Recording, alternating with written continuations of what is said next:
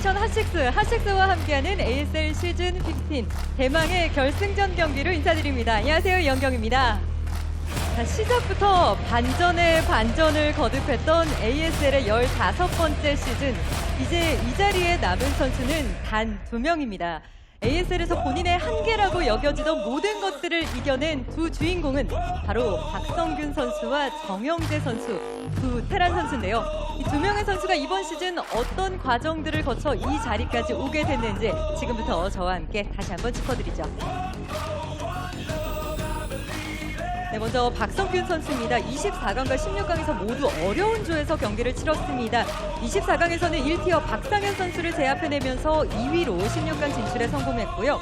16강에서는 김태경 선수와 조일장 선수를 상대로 놀라운 경기력을 선보이며 조 1위를 기록했습니다. 8강과 4강에서는 더욱더 기량이 발전된 모습을 보여준 박성균 선수인데요. 8강 불패의 김명훈 선수를 꺾고 4강에서는 괴수 도재욱 선수를 만나 24강에서의 복수에 성공하며 ASL 첫 결승 진출에 성공했습니다. 자, 이에 맞서는 정영재 선수의 경우 24강에서 송병구 선수에게 첫 경기부터 패배하는 위기가 있었지만 이혜훈 선수를 잡아내고 송병구 선수에게 복수하며 조 2위로 16강에 올랐고요. 16강에서는 저그 2연속 우승자 김명훈 선수와 직전 시즌 준우승자 유영진 선수를 연달아 꺾으며 8강에 올랐습니다. 8강과 4강에서 정영재 선수 역시 만만치 않은 상대들을 만났죠. 테란전에 일가견이 있는 두 저그 선수들을 다전제에서 만나 명경기를 만들어낸 끝에 모두 풀세트 접전을 펼치며 생애 첫 결승 진출이라는 커리어 하이를 써내려가는 데 성공했습니다. 자, 이번 결승전 ASL에서 펼쳐지는 역대 세 번째 태태전 결승전입니다. 시즌2와 시즌14에 이어 펼쳐지는 태태전 결승. 과연 이번 시즌에는 어떤 선수가 새롭게 테란의 왕좌에 오르게 될지 함께 지켜봐 주시기 바랍니다. 자, 그리고 ASL의 역사와 함께하고 있는 징크스입니다.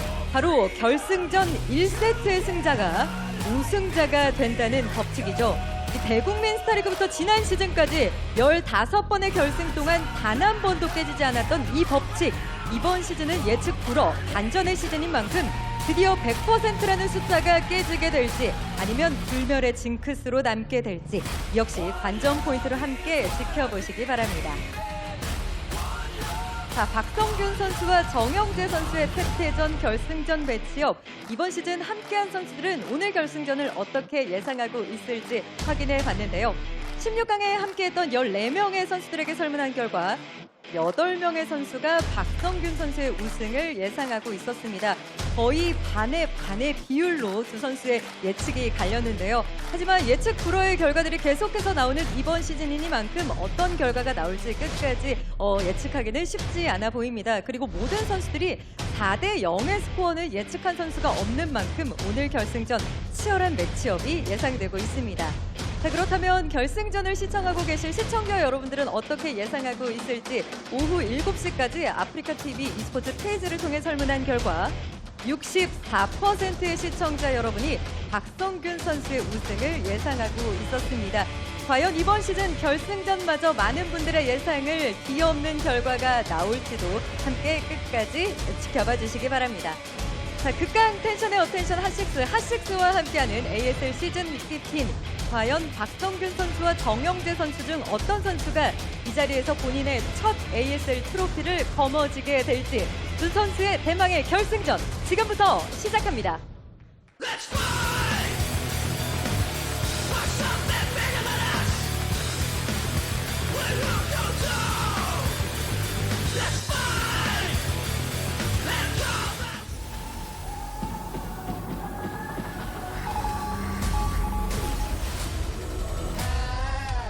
예측 프로입니다. 예선 다르고 24강 다르고 16강 경기랑 또 달라요. 예전 전성기 폼을 되찾는 모습. 높이의 박성균으로 돌아왔다. 상대방보다 더 높은 자리에서 경기를 쳐다보는 듯한 시야의 차이가 정영재 타이밍. 두려움도 없고요. 싸울 위해 태어났습니다. 두려움도 없고요. 기세가 하나를 찌르고 있는 정영재 선수. 태태전은 변수가 크지 않다고 생각을 했었는데 정영재는 그런 거 없습니다. 화력으로 밀어버려요. 진화했잖아요. 클래스를 바꾸는 데 성공을 했기 때문에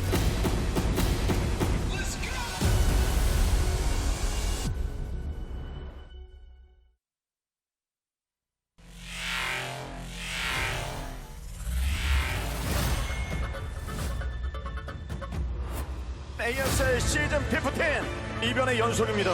아, 이번 시즌 3티어들 너무 무섭습니다. 예측 프로입니다. 진짜 누가 올라갈지 모르겠어요. 우승 후보로 손꼽아도 이상하지 않을 만한 선수들이 네. 막 떨어지고 16강 조지명식 어중간한 테란 애들. 어중간한 테란 애들. 6년 만에 8강 진출이고 충격적인 사건이 벌어진 겁니다.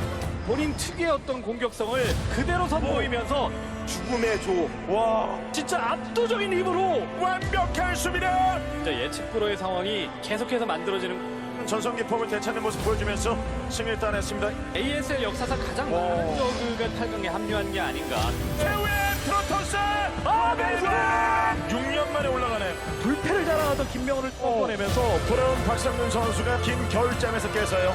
이제 조일장은 이 타이밍을 놓치지 않죠. 압도하며 상대를 찍어 누르면서 이거 몇 번째 버티면서 자, 이제 누가 철벽이지? 엄청난 경기. 수많은 징크스들이 깨졌습니다. 일반론이 완벽하게 부서지는 이번 시즌. 도재욱 대 박성균 능선을 뱀처럼 휘감았어요.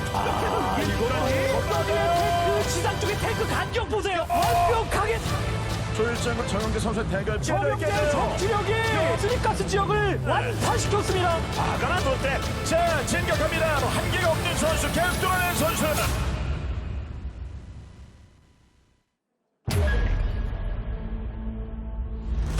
탐사 준비 완료. 출동합니다.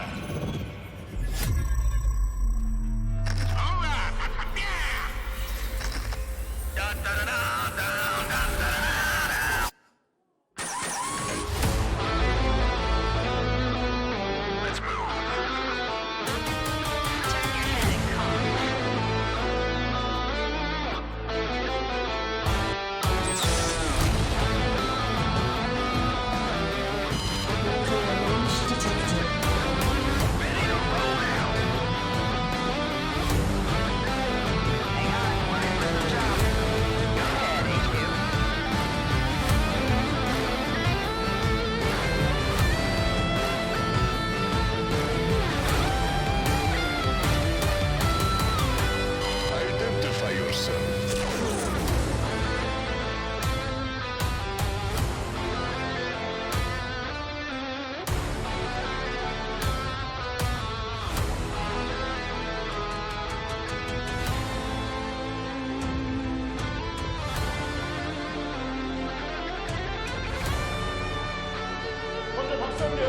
네.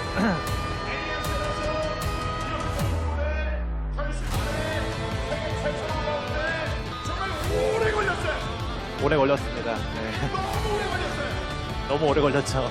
지난번에 그 많은 실업들 네. 조진영식에서 네. 정말 우승자 출신 박성균이 네. 어중태 네. 어중간한 테란 라고 한 사람은 이미 떨어졌죠. 떨어졌어요. 네. 하나하나 빨리 올라와서 80분에 올라와 보니까 네. 정영재 정영재 네.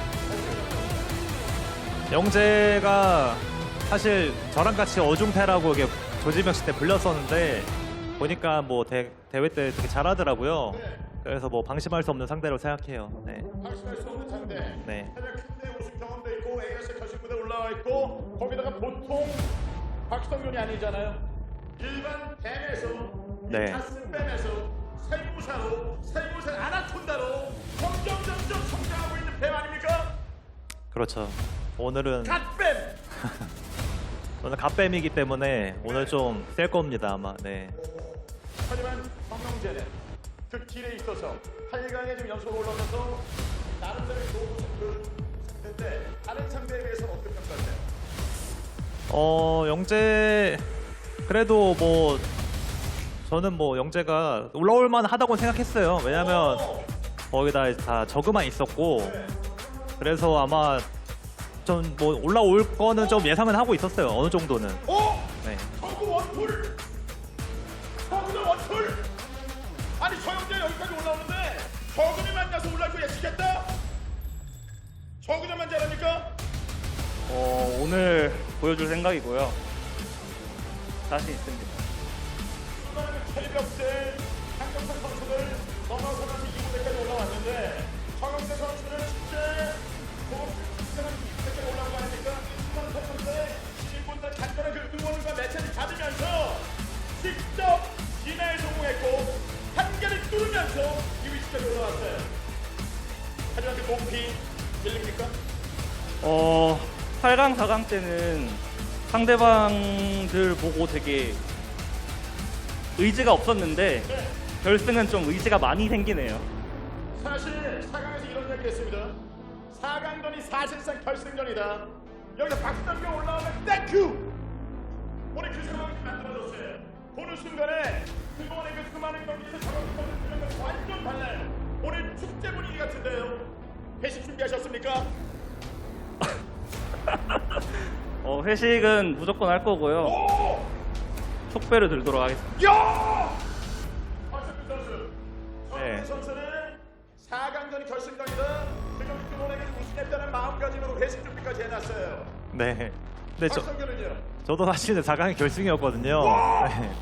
그래서 저도 사실 뭐 4강만 이기면 결승은 상관없다는 마인드여서 네. 오늘은 되게 좋은 것 같아요. 아니 그러면은 계속해서 생각해서 단 한 번도 이번 결승 처음에 예선 올라면서 결승에서 난 최정재 선수 만나기 단 한 번도 생각을 안 한 거예요.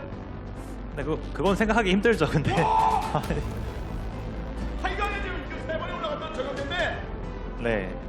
아 그래요. 8강은 근데 잘 기억을 못 하니까 사람들이. 와! 네. 기억을 못한대요. 생각이 안 난대요. 테란이 결승에 올라올 선수는 생각조차 못했다고 생각하는데요. 그렇다면 정영재는요? 저 역시 한 8년 전에 올라가봤던 선수라서 오! 아예 생각도 안 나고요. 와! 그냥 박성규는 그러면 복사에 살고에 안한 친구들 아니야 그냥 울베! 장어? 장어! 우양식! 와! 그 정도로 생각하고 있습니다. 네. 우양배! 자, 오늘 결승전 시작하기 전에 네. 분들 앞에서 그리고 장재 선수에게 어떤 경기 보여주겠다 선생 과감해서 부탁드리죠. 일단은 제가 지금 8년마다 결승 오고 있거든요. 예, 3번째인데 제가 결승 올라간 시즌은 준우승한 적이 한 번도 없어요. 그래서 오늘도 꼭 우승할 수 있도록 하겠고 사실 영재가 그 4강 인터뷰 때 제가 왜 결승 올라온지 모르겠다고 했더라고요. 제가 왜 올라왔는지 오늘 보여주겠습니다. 네.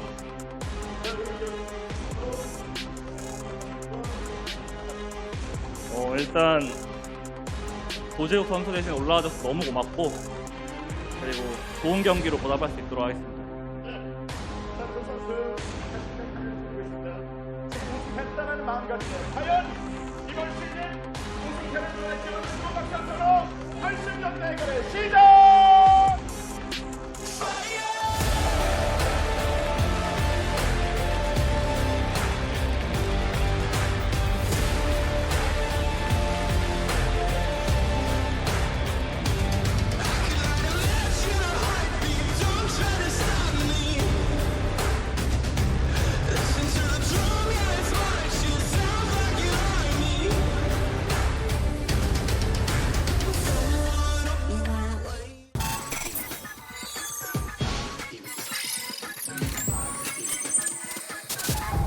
상대가 센 상대 만났다고 생각했고 이번 시즌 위기다라고 생각했는데 와 이걸 결승을 가네? 되게 신기한 마음이 들었던 것 같아요. 뭔가 너무 얼떨떨해서 아예 안 믿겼어요. 기분 좋다 이런 느낌보다는 이게 맞나라는 생각이 너무 크게 들었던 것 같아요. 한 1시간 지나니까 그때서야 이제 좀 실감이 나요. 예선 뚫는 게 지금 16강 올라가는 것처럼 기쁠 때라서 모든 게 막막한? 방송적으로도 막막하고 실력적으로도 막막해서 그래도 우승도 했었고 그 반트 스타리그 할 때는 기대는 했었는데 좋은 성적을 내진 못하더라고요. 이제 한물 갔나 뭐 이런 생각도 들고 복귀 후 첫 예선을 그 시즌 14 때 했었는데 처음 하는 집에서 한 예선이었는데 딱 끝나니까 뭔가 너무 허무한 거예요. 와 내가 떨어졌구나. 많이 충격이었고 멘탈이 좀 나가기도 했어요. 김유정 중에 다 올라가 버려서 나만 너무 뒤처지는데? 조바심 좀 심했는데 하다 보니까 그 2명이 워낙 잘해서 조기석 몽군으로 제가 도망갔거든요. 이제 우승하면은 유영준보다 제가 위거든요. 그런 걸 동기부여로 삼고 있어요. 원래 16강에 진짜 어중간한 테란 애들 되게 많거든요. 재밌던데요, 그냥. 그 어중태란 말이 재밌더라고요. 어중태? 되게 그럴싸한 단어다. 원래 항상 어중태란 말 들어서 저는 기분 안 나빴고요. 놀리고 이런 거 좋아하는 선수라서. 김명훈 선수는 비호감이잖아요. 그래서 무조건 이기고 싶었고 명훈이 형만 무조건 다 이기고 올라가겠다 이 느낌으로 저그전만 엄청 했던 것 같아요. 그 전까지는 그냥 되게 쉽지 않다, 어렵다 이런 생각이었다면은 16강 이기고 나서는 나 좀 잘하네 자신감이 많이 생겼던 것 같아요. 그때부터 어차피 누굴 만나든 적으니까 성대만 아니면 상관없다. 몰랐어요. 이기고 나서 8강 전승이구나. 오, 대단한 형이네. 진짜 막막하다. 근데 연습을 하다 보니까 느낌이 되게 좋았어요. 아무리 간절해도 운이 없거나 하면 안 되더라고요. 사람들도 다 진다고 하니까 부담이 없는 거예요. 심리적으로 편하니까 게임도 되게 잘 풀렸던 것 같아요. 이제 진짜 위기가 왔다. 게이머 예측 성대랑 병행이만 저랑 친하다고 저를 찍어줬더라고요. 그것도 4대3으로 또 힘들게 이긴다고. 이렇게 다 경기 이겨서 3대1 됐을 때도 오늘 이기나 이런 또 생각이 들었었는데 확신은 못 하겠더라고요. 오늘 이길 것 같긴 한데 하여간 못지않게 막막한 상태죠, 저한테는. 1, 2경기를 잘 준비했다고 생각했거든요. 근데 집중이 너무 안 되는 거예요. 3경기 때부터 나가고 싶었는데 4경기를 이기고 5경기가 원하는 대로 좀 빨리 끝난 거예요. 리플을 봐야 되는데 그것도 안 보고 그냥 바로 나가버렸어요. 그래서 전 아직도 4드론인지 5드론인지를 모릅니다. 국자 박성균이 아나콘다가 돼서 돌아왔습니다. 결승 진출. 되게 신기했어요. 이게 다 처음이라니. 이번 시즌이 나를 위한 시즌인 것 같다. 8년마다 우승한다. 이런 얘기가 또 있는데 그런 미신 안 믿었었는데 이번만 미신을 믿으려고 합니다. 한계를 돌파하면서 첫 결승 진출한 정영재. 약간 이렇게 막 벌떡 하고 싶었는데 거기가 좀 좁아요. 그래서 뒤로 올라가 버린 거예요. 나중에 알았어요. 우승 시그널이다 뭐 이런 얘기. 8년 전이면 이제세요. 너무 오래돼서 좀 그렇지 않나? 출발은 달랐지만 결국 이 자리에서 만났습니다. 재주가 많은 스타일이에요. 처음부터 일군 컨트롤이 되게 좋고 찌르기도 좀 잘 찌르는. 교과서 느낌처럼 한다. 해야 하는 거를 되게 잘하는 느낌이에요. 10분까지는 제가 누구보다 잘한다는 생각이 있어서 성균이 형이 10분 안을 얼마나 잘 버텨내는지가 되지 않을까. 저 같은 경우는 상대를 보면서 맞춰가는 거에 장점이 있다고 생각해요. 조금 더 위에서 보면서 게임을 풀어가지 않을까. 여기서 정배요. 정영재가 정배입니다. 제가 역배하겠습니다. 네. 저건 아닌 것 같아요. 고기도 먹어본 놈이 잘 먹는다고. 우승 경험이 있는 박성균 선수가 정배이지 않나. 팬분들이 이번 시즌 응원도 많이 해주셨고 덕분에 여기까지 온 것 같아요. 꼭 우승할 테니까 또 응원 많이 해주시고 너무 감사합니다. 응원해주시는 분들이 굉장히 많이 늘었어요. 너무너무 감사드리고 패태전이지만 치열하고 재밌는 경기 보여드릴 수 있도록 최대한 빨리 끝내보겠습니다. 영재야 결승까지 오느라 고생했고 준우승으로 만족해라. 이제는 뭐 적이니까 형이라고 부르지 않겠네. 박성균 씨 도제욱 대신 올라오셔서 제가 너무너무 감사하고요. 미리 준우승 축하드립니다. 제가 우승하도록 하겠습니다.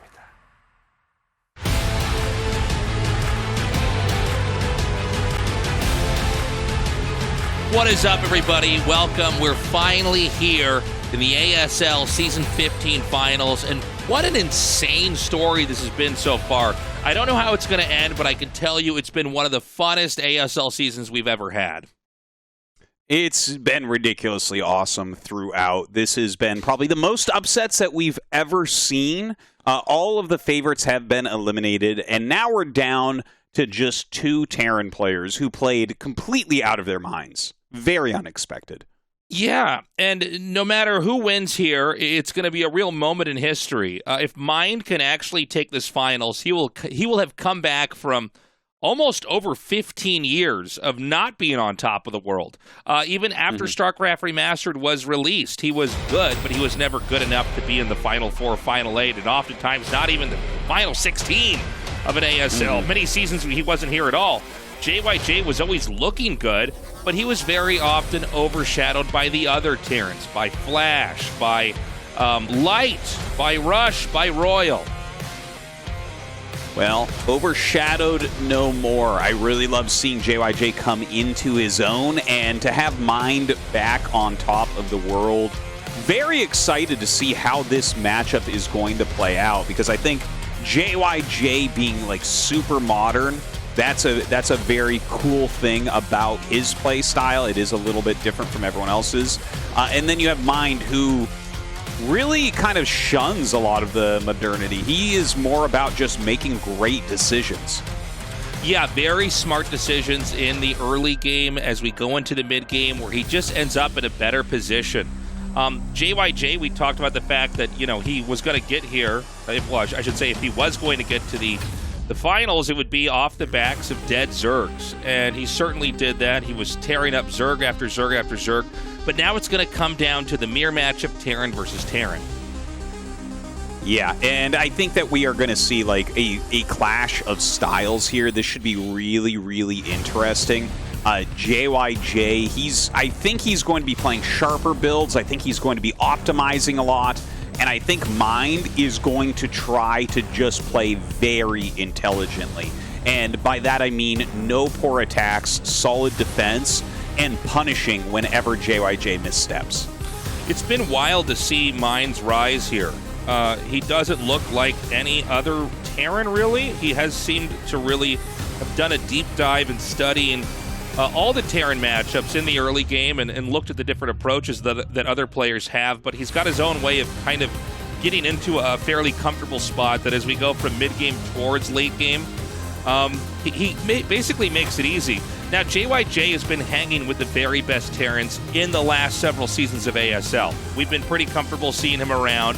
He's always looked good, but now is his opportunity to actually take the whole show. And remember, for both of these Terrans, it's so important they take this because pretty soon, Flash is going to be back, and who knows if any Terran's going to win an ASL after he returns. Yeah, that's a very good point. But I want to believe in my mind if someone could, it would be Mind. You know, he certainly was vying for that Terran dominance so many years ago. You can see him here, pretty focused, yet he looks pretty relaxed too, right? Like, I don't see much nervousness there. Well, he's definitely been down this road before. I mean, when you're somebody like Mind and you have been an actual StarLeague champion in the past and you were on top of the world at the height of StarCraft in the older era. I don't want to take anything away from the modern era. In some ways, StarCraft is more accessible and more popular, especially when it comes to streaming, than ever before.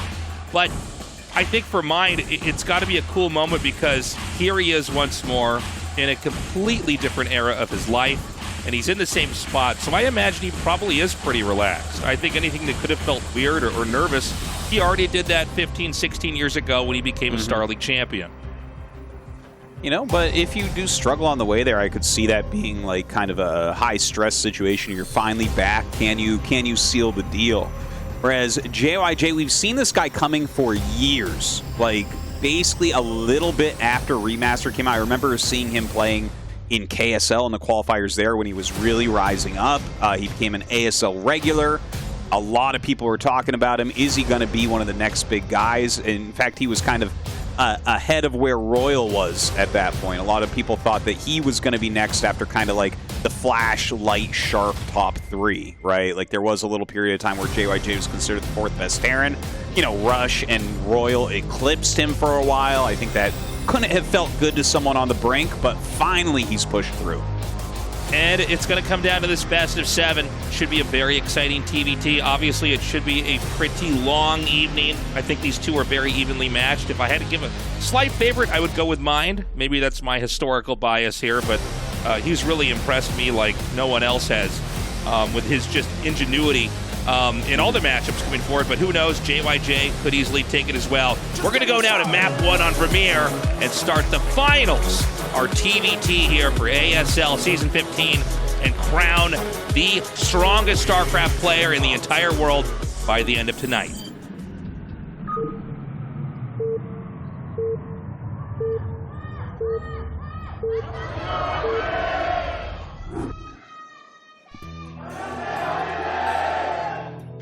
All right, here we go. In the top left, we have Mind. And in the bottom left, we have JyJ. This is very, very exciting. Vermeer being the first map, I think, is fantastic. It really makes me excited. Vermeer, you know, is like our most standard 4-player macro map. You know, you can do absolutely anything here. You can build barracks in the center of the map if you want to. You can go for command center first if you want to. And, of course, everything in between. This is such a fun map to have this thing begin on. JyJ and Mind. Do you think I'm wrong, Artosis, in thinking Mind's the favorite? I feel like this is kind of his moment to return. You know, we talked about Jadong in the past, just, you know, a few weeks, and how maybe this is going to be his moment. And I think it really could have been true for Mind as well. Mind is really from that era. I just didn't think he could ever get this far, but here he is. Yeah. Well, if you look at his play, honestly, his play is like what I want StarCraft to be. You know how people have different things that they're like, this is what I want the game to be, and it's like, it might be a new king is born. Excellent to see guys in the audience there. But you know, you'll sometimes read, like, for instance, on forums, there will be a whole bunch of people who just want it to be a strategy game, where they're like, I need help. What strategy do I need to do to beat this, right? And then you'll be like, well, you need to fix your mechanics. You know, and there's all sorts of things like that where it's like, oh, I want it to be strategy, I want it to be pure mechanics.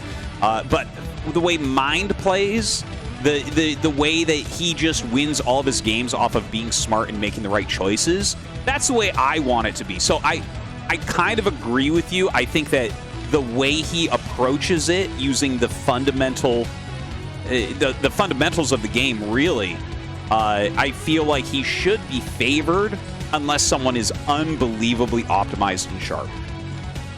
We've got very different approaches already. It's depot barracks, and then soon to be a command center, unless I'm not reading this correctly, for Mind, whereas JyJ has gone for a very textbook kind of core TVT build order here, with supply depot barracks, gas being Mind, and now a second depot. Now, this... Okay, first off, I do have to mention that is about the quickest factory you can get. You just got like a 229 factory, so that's really, really good for JyJ. But here's the problem here.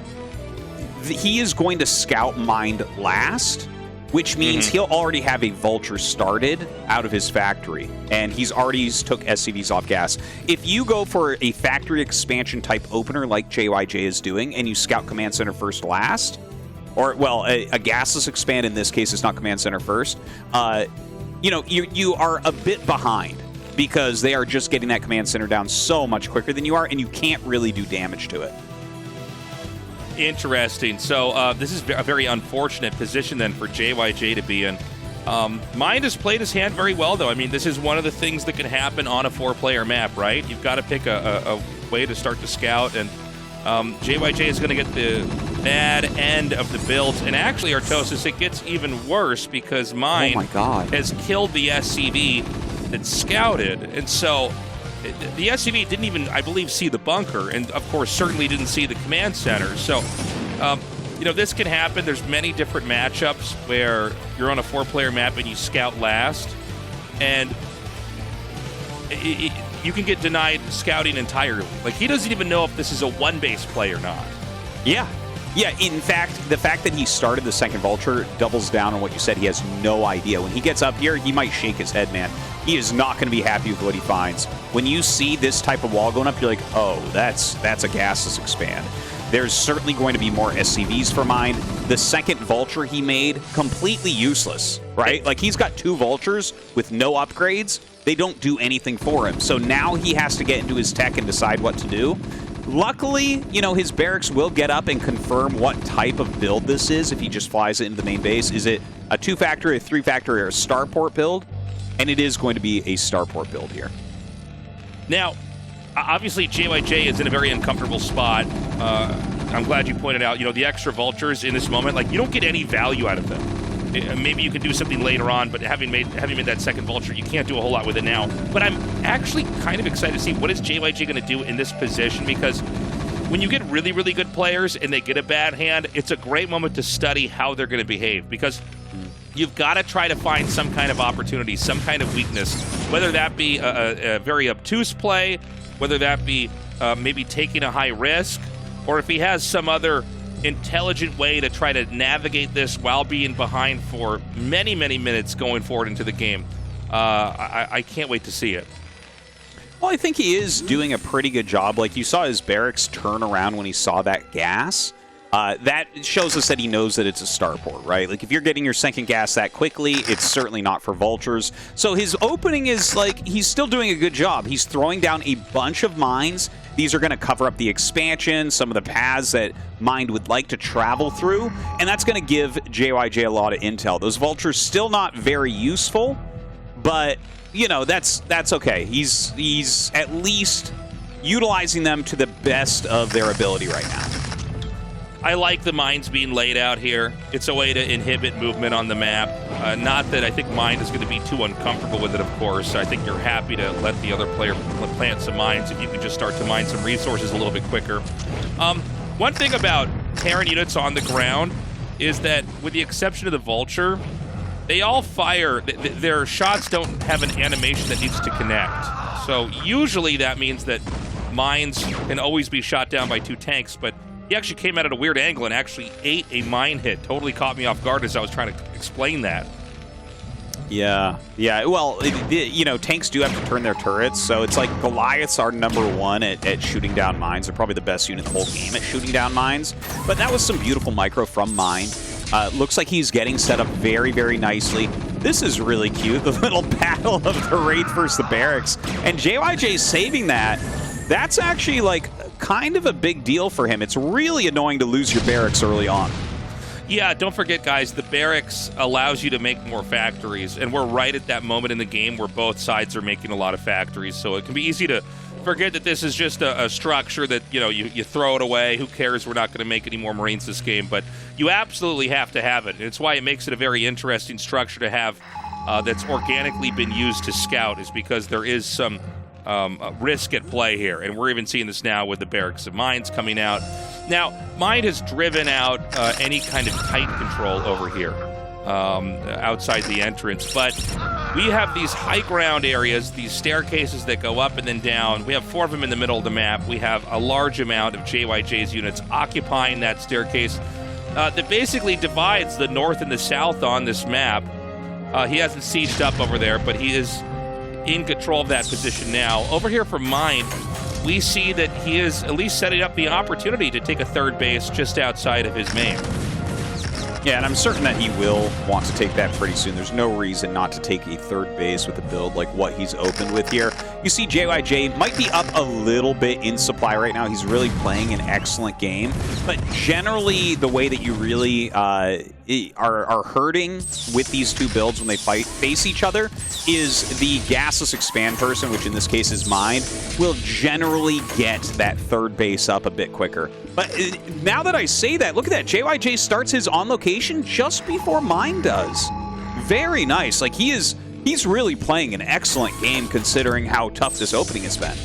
Yeah, I think he's kept enough of a presence on the map that's caused Mind to move out very cautiously.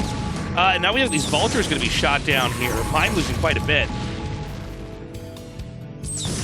Yeah, it looks like Mind is pushing forward. He is going to be able to siege up and kill a couple siege tanks here, so that's really, really strong. More tanks come up to help from JyJ, spreading his vultures as well, making sure that he at least gets a little bit of counterplay here, and still maintaining a pretty forward position on the map. And right now, I mean, we're dead even in supplies. The command centers are pretty closely timed with JyJ's just slightly ahead. I feel like JyJ has navigated this game as well as you could. I think he's doing a great job, but it looks like these first 2 tanks are going to fall. Good targeting here from Mind, but JyJ is able to get in with these vultures, and I think all 3 of these tanks are going to go down. Oh my God! Huge moment there.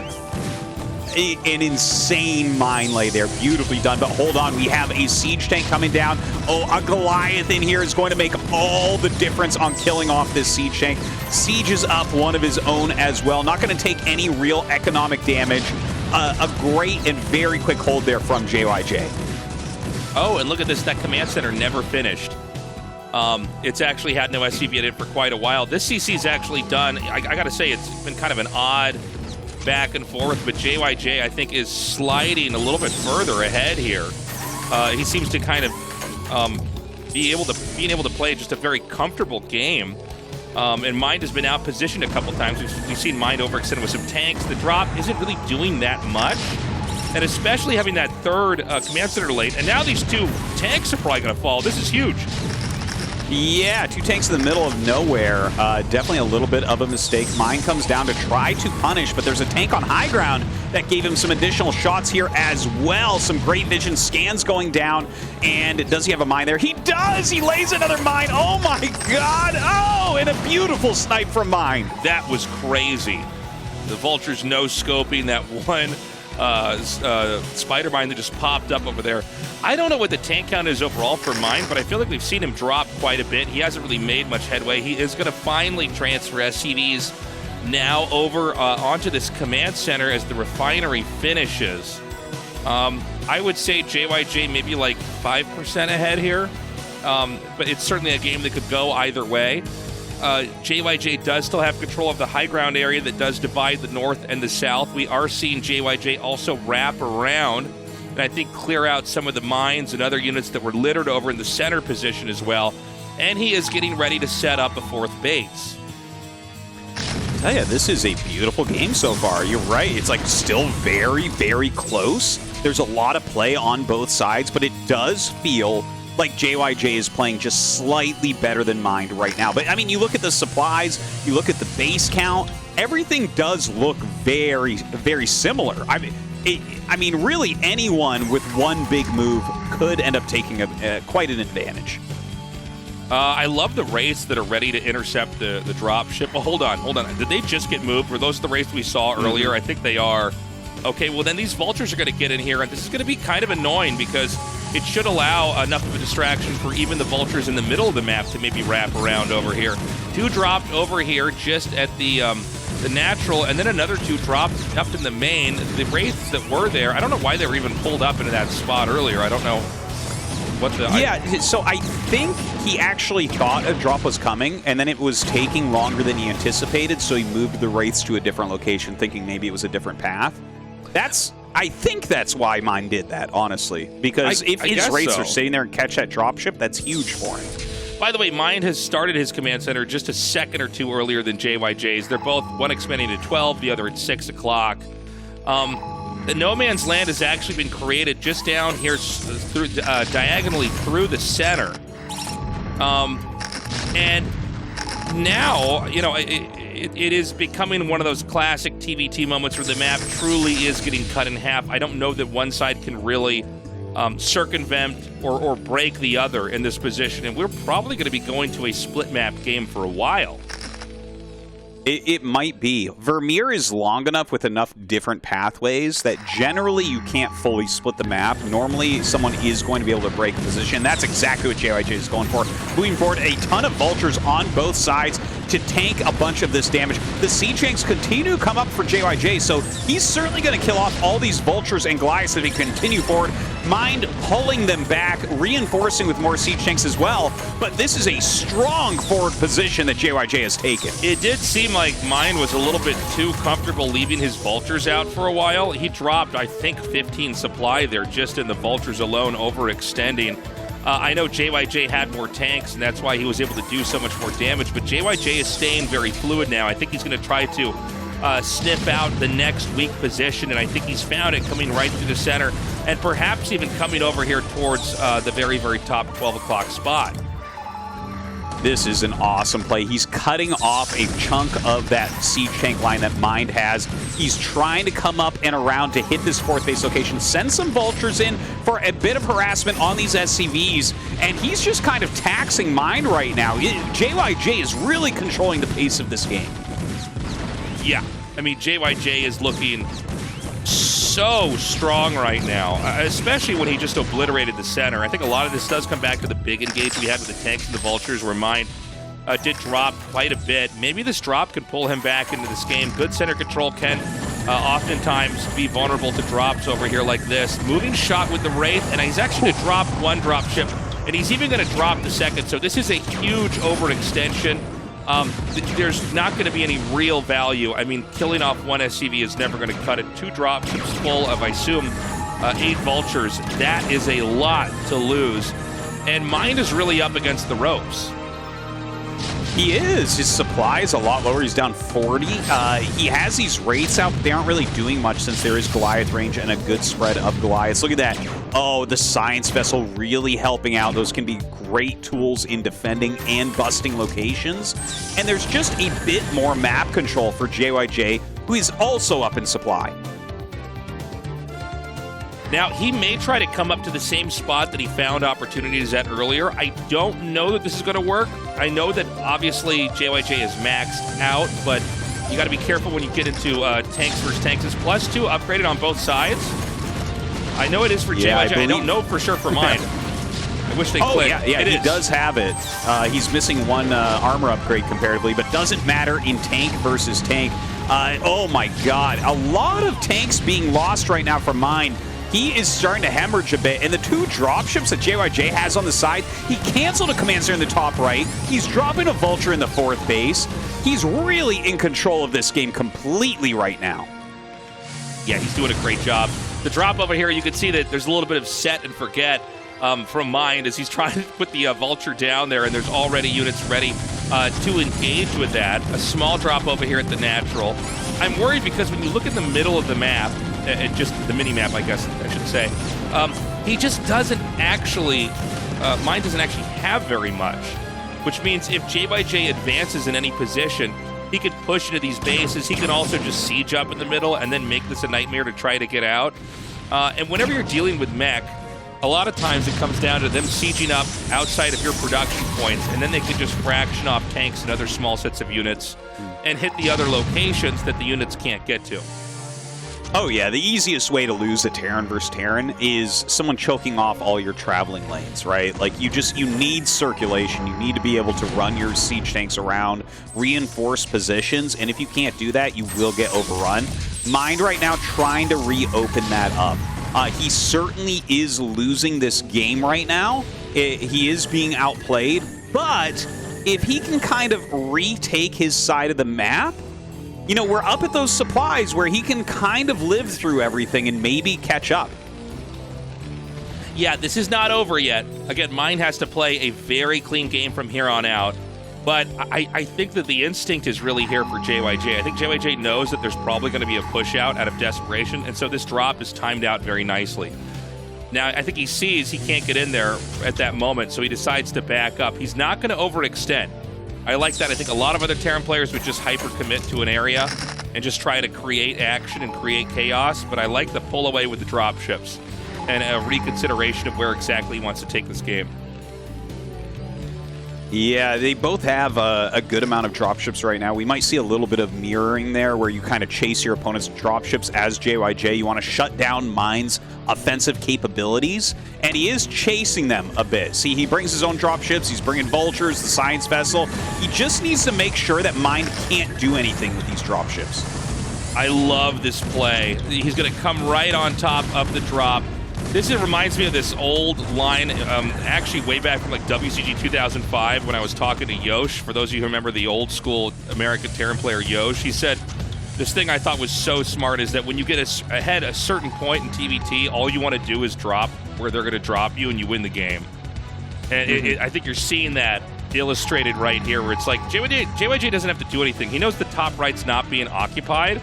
So he's basically just trying to figure out where, you know, the scramble's going to be, the place Mind wants to try to take, and then just actually dogpile on top of that. That's right. It's a great way to just kind of secure your victory because right now with these additional 2 bases, Mind is in a very tough spot. He can try to take those bases himself, but it's a lot easier to try to go ahead and like drop your opponent, get some damage, and then do that. Now, we have JyJ going for a massive drop towards that main base. Some dropships coming out here as well. It looks like he's just going to go ahead and drop at this third. Gets the siege up really quickly. Lays some mines in there as well. I don't know, is there not much in this dropship? Oh, the mine drag is insane right there. And it does look like Mind will be able to clear this up and maybe even kill the dropships. But I do think that JyJ is playing a game of trying to trade out here. Really, that forced the dropships of Mind to come back and defend. And we're looking at a game where Mind has a quadrant of the map, and JyJ has about half. So JyJ has to play basically a simple game from here on out. He just has to keep scanning. He has to keep figuring out what's happening on the map and try to preempt the next move. And it's not that hard for him to do. I mean, if you try to do a big drop somewhere else, he can just try to push through this location like the one that we're seeing right here. By the way, +3 attack now done for JyJ. Yeah, I mean, he's just destroying everything with these siege tanks, utilizing some great defense matrices as well. But, you know, Mind has a good amount of supply. You can see he actually gets ahead in supply for a moment, but a much bigger bank for JyJ. So probably isn't too worried about that right now, because Mind is still just playing on 4 bases, only 2 of which are mining. Yeah, and, you know, I don't think we've really given it that much attention, but just this little outpost of units in the top right, I feel like Mind should have dealt with this so much longer. I guess we're going to finally see that happen here. Yeah. But it's not even that it's there to deny bases. It's that JyJ knows there's no actual attempt to take the top right yet. So he's like, oh my god, I'm killing you. He can devote resources to so many more parts of the map. He doesn't even have to scan there. If you could just keep scanning where their army is all the time, like, it's so much easier than being like, oh, is he up there? No? Okay, good. You know, I should try to send something up there to spot. Now, yeah, that's a very good point, Tasteless. About the comm stats. Like, you actually in this matchup want more comm stats than anything else. Flash has gone as far as to say 6 of your hotkeys should be comm stats here. That's crazy. Well, here comes Mind's attempt to smash through this. I love the defensive matrix. That's always great for just kind of making the tank sponge up extra siege tank shots on the opposing side. It is making headway, though. It hasn't broken any kind of critical position. Whoa. Whoa, that was... He might, though. He might. Like, look at this. He's moving down so quickly. If he can siege up this natural, oh my god, is Mind going to make an insane comeback right now? It really feels like he's been outplayed all game, but he has brought all of his units to bear in exactly the right position, and suddenly, like, he's shutting down at least 1 base here. Yeah, you know, when he was moving down south, I kept expecting other siege tanks to be there to meet this, and when it was just Minds that killed it off, I'm like, oh. Okay, he did get 2 siege tanks up onto the high ground. That's nice. I don't know that it can deal with this throng of tanks that's coming up in that push. But, you know, this little drop over here, let's remember that it's really been mined on 4 bases for a long time in this game. The fresh 5th base is actually at the natural expansion. It is going to be dropped up here. Mind doing a good job of playing cleanup. I got to say, Tastosis, I am inspired. In a game that I really thought, like, well, I mean, what are you going to do, man? He's got half the map. Mind is actually ahead in supply. He has not taken out the main, but I think had he tried to take out the main, that could have been counter-dropped there as well. I think actually Mind is playing like an S-tier game, where he actually has fought back from behind like we said. Tasteless, I tell you, the first 20 minutes of this game, it was one of the best TVTs I've ever seen from JyJ. And then Mind is just like Hulk smashing through the only weak point and double expanding behind it. And it's suddenly he is ahead. Mind took the advantage somehow, some way here. An amazing, amazing turnaround. If Mind wins this game, like I was going to say after the series, I was already thinking, I'm like, dude, JyJ's taking this. He's too good. But now, I don't know, man. This is insanity. But JyJ comes in. He's going to clean this up. So this kind of re-secures that bottom right corner for him. That was really cool. I was worried for a second when JyJ blinked at that set of tanks. I'm like, no, man, you got to get in there and kill that. He did go do it. We've got a lot of tension building over here on the very far right side of the map.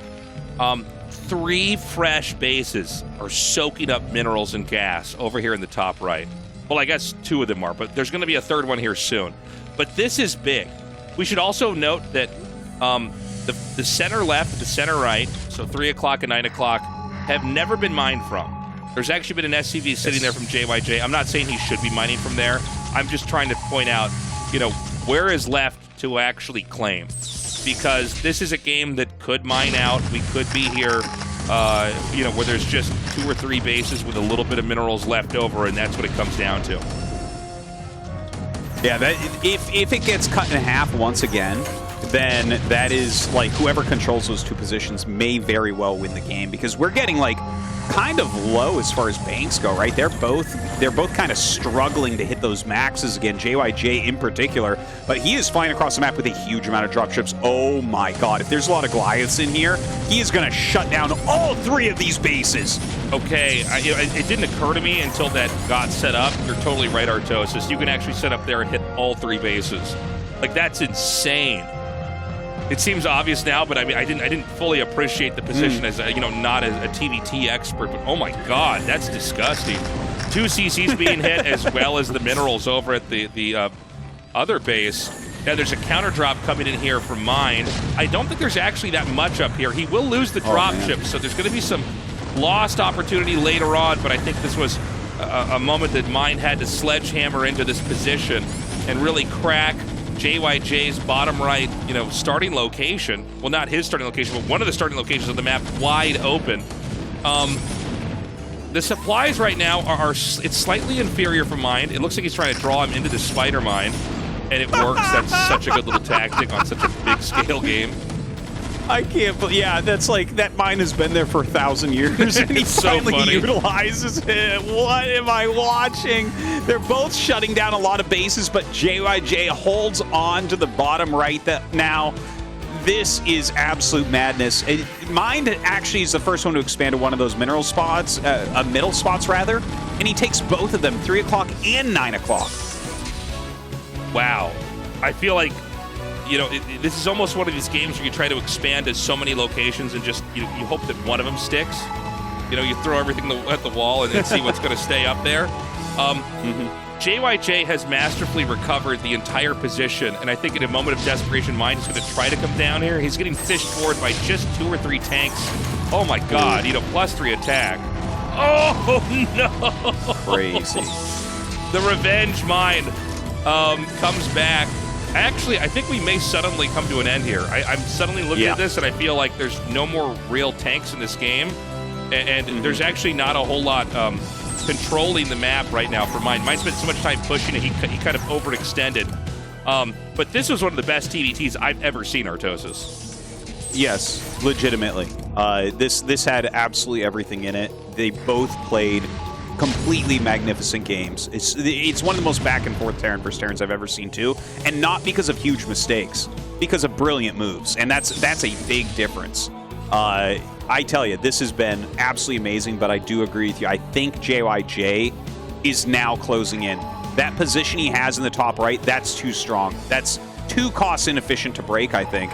And if Mind tries it, JyJ should be able to get a killing blow somewhere. Okay, so the big pickup comes, and I think he might actually, JyJ, want to just actually drop on top of this. Am I wrong? Oh, no, it looks like he just wants to hit the base. Yeah, I guess that makes sense. He's going to lose some to the drop ships, but that's going to actually end it, I think, because there's barely any mineral patches left that Mind is going to be mining from. He comes in. This is like his final army. This has to make some real magic happen. Yeah, and I don't know that he's going to make that much headway.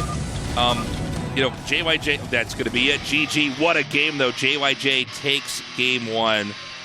And I think we got to buckle up, everybody. We're going to be in for a long and dramatic night of TVT. That was an unbelievable game. I don't even know what to say. I think that JyJ's play in the early and mid game was maybe the best factory expand versus gasless expand I've ever seen. And we saw Royal do a great job against Rush in similar positions, but I think that JyJ played magnificently. And then to have Mind come back and then start to dominate shows his skill set, where it's like, okay, the sharper player, the younger player here is maybe getting ahead, but Mind is able to fight back with smart moves. What a match we have. These two seem really just perfect for each other. This is a TVT dream right now. I'm loving the fact that Mind fought back so well, and for a little bit it seemed like he was ahead. JyJ's so smart, he's so crafty, and let's not forget Mind had a build order lead, and then JyJ got ahead. It was a real back and forth. How long was that? Was that like a half hour or something like that? Yeah, it had to be. Just an awesome TVT. If we have even one more game that looks like that in this series, that's amazing. It's like, it feels exceedingly rare to get such a high-level Terran versus Terran. So many of the games do get decided early on when someone gets an advantage. But in this game, they just parried everything. Beautifully done. JyJ leads 1-0. We'll go to a quick commercial break, and when we come back, match number 2. 1티어가 2명이나 지금 떨어지고요. 현재 박상현 떨어졌습니다. 아프리카TV e스포츠 페이지에는 승부 예측 코너가 있죠. 시청자들은 공식 방송 경기에 각자의 잼을 베팅할 수 있는데 여기서 일명 역배가 연속해 터지면서 승부 예측에 파란을 일으켰던 ASL 시즌15. 어떠한 예측도 무의미하다. 항상 그 이상의 승부가 펼쳐졌던 반전의 시즌. ASL 시즌15의 이야기를 되돌아봅니다. 24강 개막전의 1티어는 강력한 우승 후보 변현재. 2티어인 김성대와의 상대 전적은 7대2 극우세. 저그전 승률은 68전 41승, 무려 60%. 당연히 1위 진출이겠지 싶었는데 승자전에서 김성대에게 패배. 하긴 김성대도 4강까지 경험했던 저그인데 최종전에서 만나게 된 상대는 3티어 최우선. 당시 최우선의 ASL 토스전 최근 10경기는 3승 7패. 변현재의 무난한 최종전 승리를 예상하고 있을 때 날카롭게 파고드는 최우선의 벌처들? 다크가 불러야죠. 마지막 다크 수비 기회를 놓치며 1티어 변현재 광탈. 개막전 여파가 채 가시기도 전인 24강 C조. 시즌10 준우승자 박상현의 ASL 개근러 도재욱, 돌아온 독사 박성균과 사신테란 김태영까지 24강에서 가장 난이도가 높았던 조. 그럼에도 당시 경기력이 절정에 달했던 박상현의 1위 진출 예상이 압도적이었는데 첫 경기부터 4티어의 반란이? 김태영의 완벽한 준비에 일격을 당한 박상현. 거기에 패자전에서도 박성균에게 카운터 펀치를 맞으며 2패로 조 탈락이라는 충격적 결과 발생. 패자전에서 생존에 성공한 박성균은 최종전에서 김태영마저 잡아내며 오래간만에 16강의 맛을 보게 됩니다. 이렇게 우승, 준우승, 최고의 커리어를 보유한 1티어들이 24강에서 탈락하고 최우선, 황병영, 박성균, 그리고 이재동까지 3티어는 4명이나 연속으로 생존하며 3티어의 반란으로 이변의 시즌15이 시작됐습니다. 3전 2선승 혼합형 듀얼 토너먼트가 시작되는 16강부터는 이변이 없을 거라 했지만 24강에서의 모든 것은 험하게 불과했다? 조지명식에서의 완벽한 설계로 우승자 권한도 다른 조에 쓰며 3저그조를 완성시킨 디펜딩 챔피언 김지성. 지난 시즌 저그전 연전 연승으로 결승까지 올랐었고 승률마저 80%에 육박하니 완전 꿀조 아니냐 싶었는데 첫 경기부터 이영환의 한 타이밍에 쓸려가고 패자전도 김성대에게 0대2 완패. 전 시즌 우승자가 1승도 거두지 못하고 탈락하는 충격적 이변 발생. 이어서 전 시즌 준우승자 유영진과 2연속 우승 기록 김명훈의 진출 가능성이 높다 점쳐졌던 B조. B조 4번째 자리는 조지명식 어중태 라인에 묶이며 우승자 권한으로 교체되어 온 정영재. 강력한 선수를 죽음의 조로 보내고 나름 평화가 찾아온 줄 알았는데 첫 경기부터 김명훈을 잡아내고 승자전에서 유영진까지 잡아내며 조 1위로 8강 진출 성공? 이번 시드 유영진은 김명훈과 최후의 승부 끝에 패배. 전 시즌 결승 멤버들이 줄줄이 광탈. 이게 무슨 일이야? 16강 마지막 역배는 조일장, 최호선, 박성균, 김태경의 B조. 조일장, 김태경의 진출 예측이 많았던 B조의 복병. 박상현을 떨어뜨리며 올라온 박성균. 이것이 단판제의 우연이 아니었다. 시작부터 김태경을 잡아내더니 승자전에서 조일장마저 꺾고 조 1위 진출?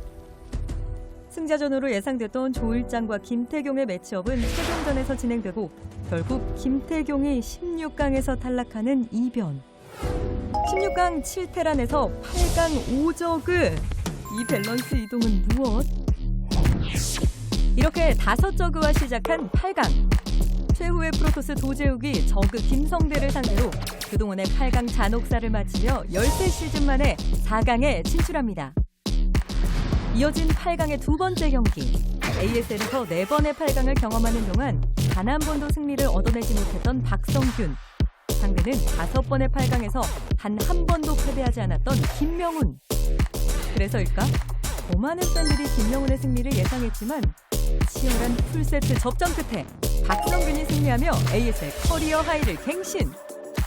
대진 위쪽 날개에서 저그가 사라졌다? 8강 4경기. 승률은 물론 그동안 펼친 수많은 명경기들로 무려 69%로 크게 쏠린 승부 예측. 그런데 사전 인터뷰부터 자신만만한 정영재? 저렇게 실실 웃다가 맨날 떨어지는 걸 잘 봤거든요. 네. 그래 오늘도 그렇게 만들어줬거든요. 공격 일변의 스타일에서 벗어나 엄청난 수비력과 운영을 보여주며 철벽을 베슬로 치워버렸다. 정영재도 본인의 커리어 하이를 갱신하며 4강으로. 이렇게 8강 5저그 중 생존에 성공한 건 저저전을 뚫고 올라온 조일장 한 명뿐. ASL 승부 예측 대체 어디로 가는 거죠? 그 누구도 도맨의 테란전을 의심하지 않았습니다. 시청자 예측은 물론 게이머들의 승부 예측까지 10대2로 치우친 상황. 뭐라? 첫 경기부터 박성균의 미친 경기력. 모든 예측을 뒤엎은 아나콘다 박성균. ASL에서의 커리어를 또다시 갱신하며 첫 결승 진출에 성공합니다. 반대편 4강 대진은 ASL에서 가장 많은 4강에 진출한 저그 조일장과 처음 4강을 경험하는 정영재. 조일장이 2대0으로 앞서 나갈 때만 해도 역시 관록이다 싶었는데 흔들리지 않고 2대2를 맞추는 정영재? 매치 포인트에 몰린 상황에서도 혼신의 힘으로 6, 7세트를 내리잡으면서 정영재 역시 커리어를 갱신하며 결승 진출! 상상 이상의 플레이로 8강의 한계를 극복하고 ASL 첫 결승 무대까지 단숨에 오른 박성균과 정영재. 이번에도 또 결승이 태태전? 24강 첫날부터 이변과 반전이 거듭된 예측 프로의 시즌. 처음에는 그 누구도 주목하지 않았던 두 테란이 써내려갈 한 치 앞도 예측할 수 없는 결승전. 이번 시즌의 주인공은 누가 될지 끝까지 함께 하시죠.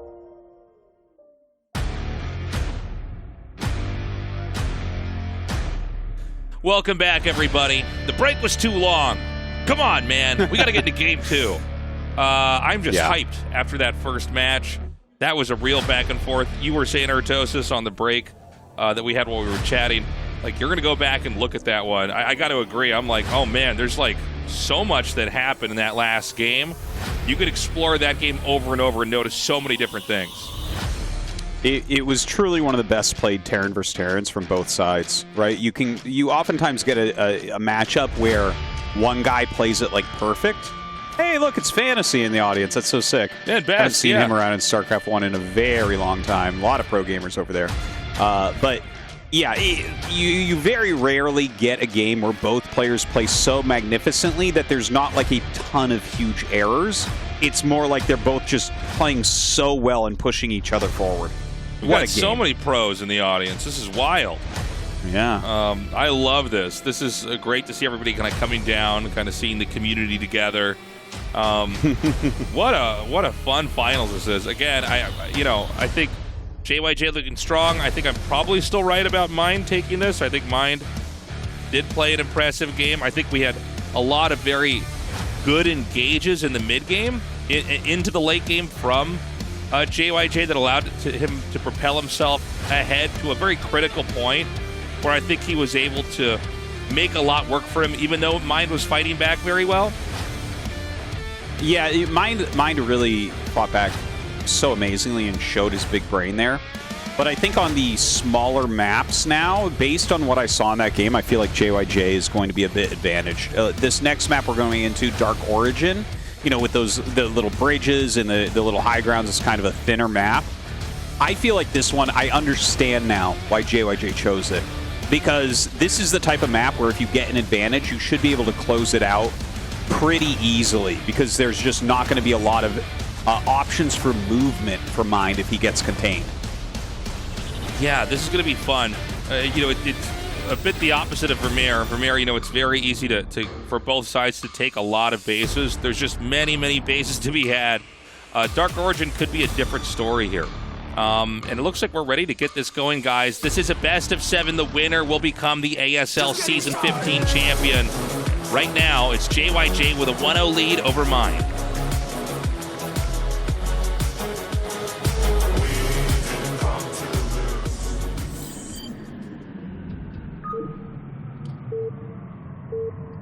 All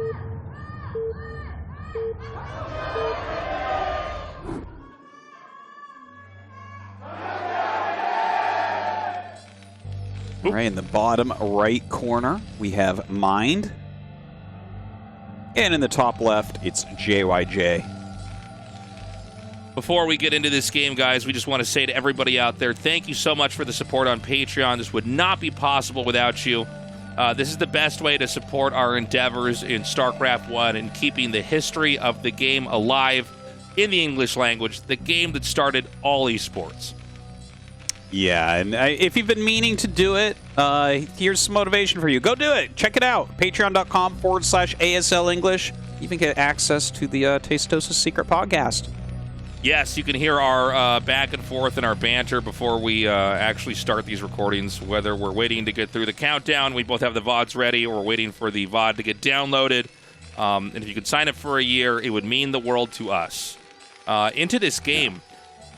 This map, it's been a very interesting map, as I feel like our understanding of it for you and me, and I think for a lot of the viewers as well, it's sped up quite a bit. It's a map where the middle control is so important, and and so much of the game just comes down to like who can actually dominate that. It matters more than everything else by miles and miles. I feel like I'm not even articulating it well enough, but middle control is insane. Yeah. So far, the map has been really fun, and we've had great games on it, but I do wonder, because exactly what you say is true, that the middle position is so strong that this map might actually become incredibly bad and imbalanced eventually, as people really master how to take control of that center. Because, like I was mentioning, right, if you get the upper hand early here, and you just hold, like, basically 2 locations, how does your opponent ever get out? Terran versus Terran, you will literally never make it over the bridges. It will never occur. You can't. You could have a maxed out army against, like, 100 supply, and you would actually lose it all. So, that middle control, whoever gets it, as long as they block, like, 1 or 2 drops, this game could end much, much quicker than the last game. And let's not forget, one of the oldest concepts that was understood in Terran vs. Terran in general was that middle control was very important. Getting siege tanks up there and starting to cut off key points of the map and giving yourself access to other expansions and therefore other opportunities is essential. But then you have a map where, like, in all the matchups, it's about controlling the middle. And when we say middle, we mean their side, well, the 3 bridges that are on your side of the map, if they can get on the opposite side of the map and siege up on that, you are in a lot of trouble. So the lead up into the mid game, it's going to be fun to see how they handle it. I do think Mind has been very good at handling his openers. Like, I think he picked his opener in game 1 very well. We've seen in the past best of 5s that led him here. He just kind of knows how the other side is going to think and can figure out a way to deal with it there. That's a big scout, by the way. This SCV is going to actually come in. But if Mind could set up some kind of way to cut JyJ off from the map, it's going to be a problem. Also, when you're in the middle of the map, if you see the expansions on the mini-map that are on the left and the right, they look like kind of like little Nike swoosh expansions. Those, you can just put siege tanks in the low ground and shell that area. So that's how crazy middle control is. Yeah, especially in TVT, I think, more than the other matchups even, which is hard to imagine. So if it all comes down to map control, I think it's quite likely we'll see Vulture openers here.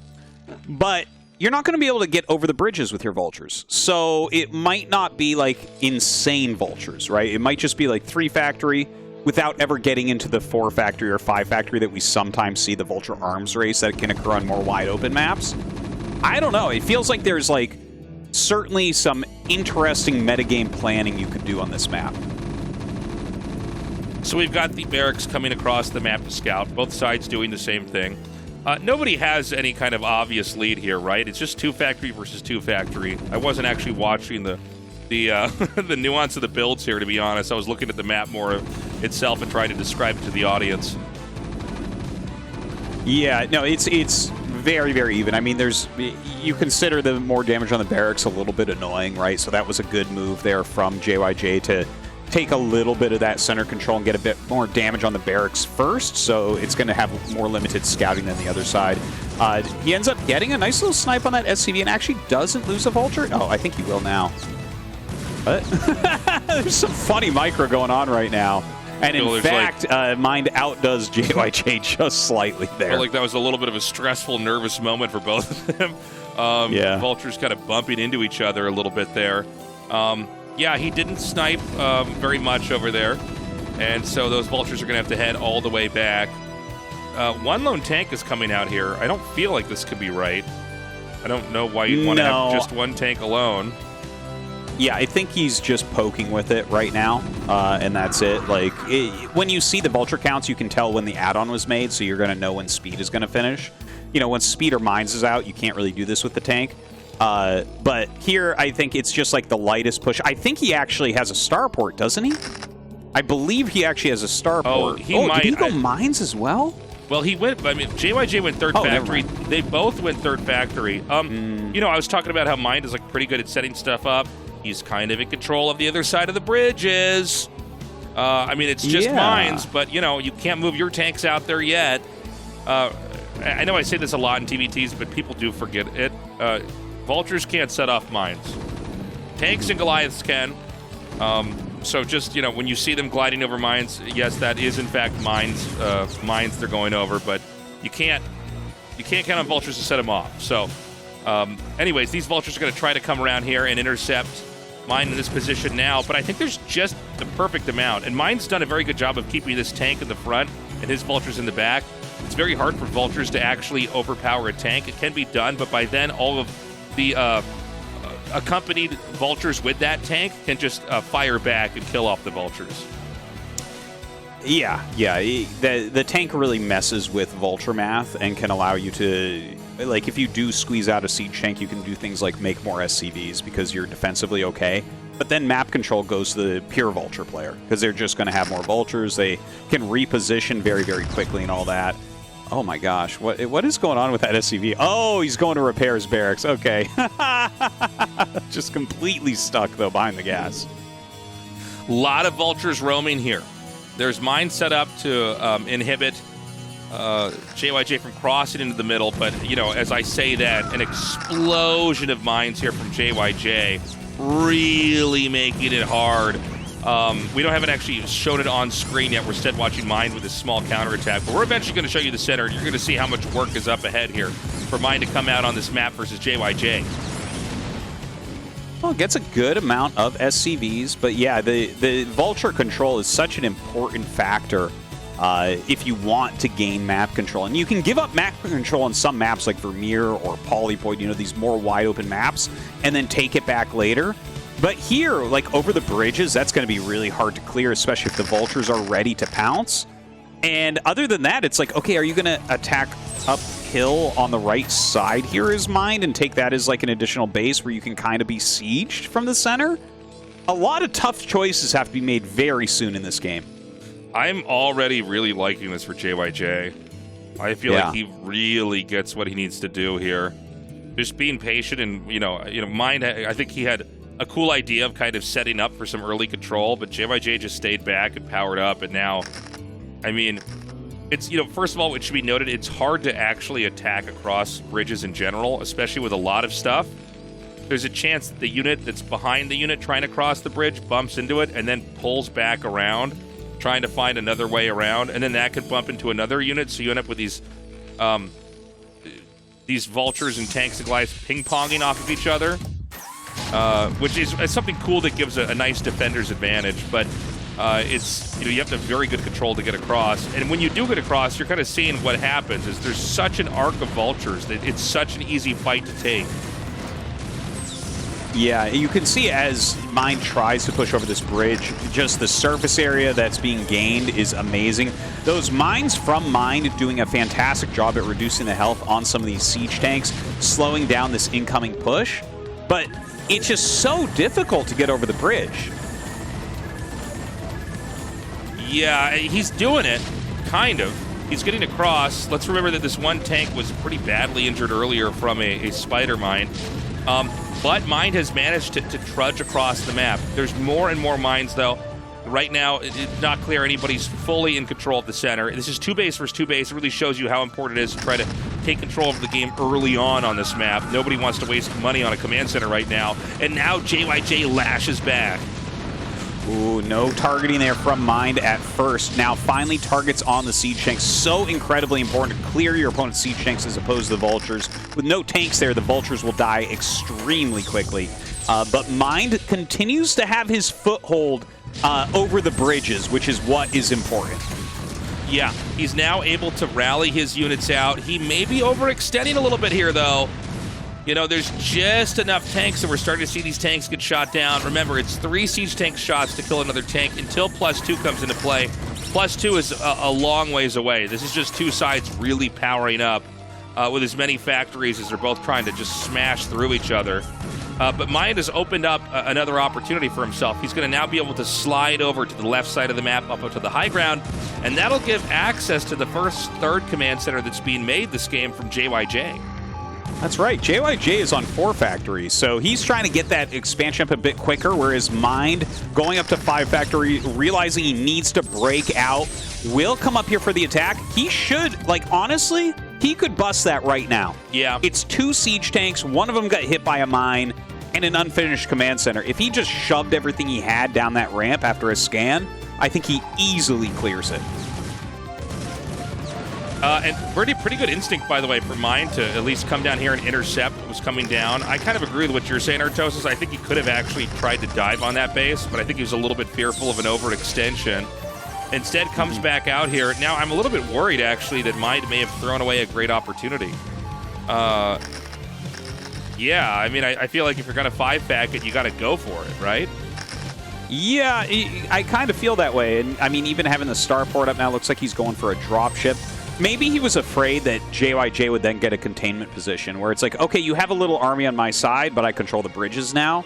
I could see that being like a huge issue that he's thinking about in this game as well. But it looks like he is flowing up to attack that 3rd base again.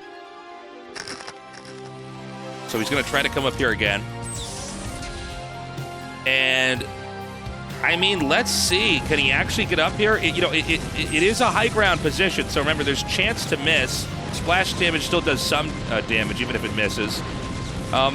There's more surface area to put more tanks here for JyJ, but I think Mind has basically shoved enough tanks up here. In fact, he's just going right on top of this. He's going to actually come out here and do just so much damage. This 3rd base is gone. JyJ is in a lot of trouble. And I didn't see JyJ with a counterattack. You know, sometimes when you see a push like this, you got to wonder, maybe you could have tried to run down there and cross his bridges, but we see him coming down maybe too late. Yeah, it seems a bit peculiar. Like, either breaking that position, getting a container, or instantly going would both have been better. Oh my god, a huge mine there. Wipes out 2 of his siege tanks. Honestly, the 3rd base location of Mind is very undefended, so it feels like, yeah, he could have gotten down there and maybe done something, but maybe focusing too heavily on trying to save a base that couldn't be saved. Yeah. And now the 3rd base is going to easily come up here. We have SCVs dropping on top of these tanks. This is kind of unfortunate because the Vultures got here just in time. But the idea is actually pretty good. It is appropriate to drop SCVs and try to bomb the other tanks. And now I think JyJ is almost done. I mean, he's just kind of letting these tanks slip through. If he had gotten some of those mines, maybe it could have started to shift. But now that Mind actually has that 3rd base location up, and JyJ absolutely does not. JyJ with very little control of the center as well. You can see the mines still helping to clear up a bunch of his units. Definitely feels like this one's going to go to Mind, and quickly from here as well. And you really only have one base that you can call your 3rd. There is a base in the top right and the bottom left. That's not easy to take. And so it's kind of like, you know, once JyJ got stuffed, it's kind of hard to come back to this game. And in fact, I think Mind could just push in even to the natural now. I think JyJ hemorrhaged way too many tanks. And now we have it contained on the other side of the bridge here. So it just gets worse. And, you know, there's not that many mines out here in the middle of the map. So I think eventually Mind could even try to clear that. Was that a command center in the center of the map there? Yeah, this is becoming a very dominating position. It looks like JyJ trying to clear this, utilizing a drop. He's going to be able to kill, you know, a little bit of it. But Mind has just so many units coming into the center now. After a couple scans, he's going to get rid of all of the mines. And yeah, GG is called. We're going to get this tied up 1-1. great game. What a series so far. I'm loving it. I think Mind really handled that very well. I actually liked how JyJ handled the mid game. I think that I guess you look at what Mind was doing, and it's like, yeah, just commit down to winning a 2-base fight. It's the first guy that blinks in the 2-base fight that's going to lose.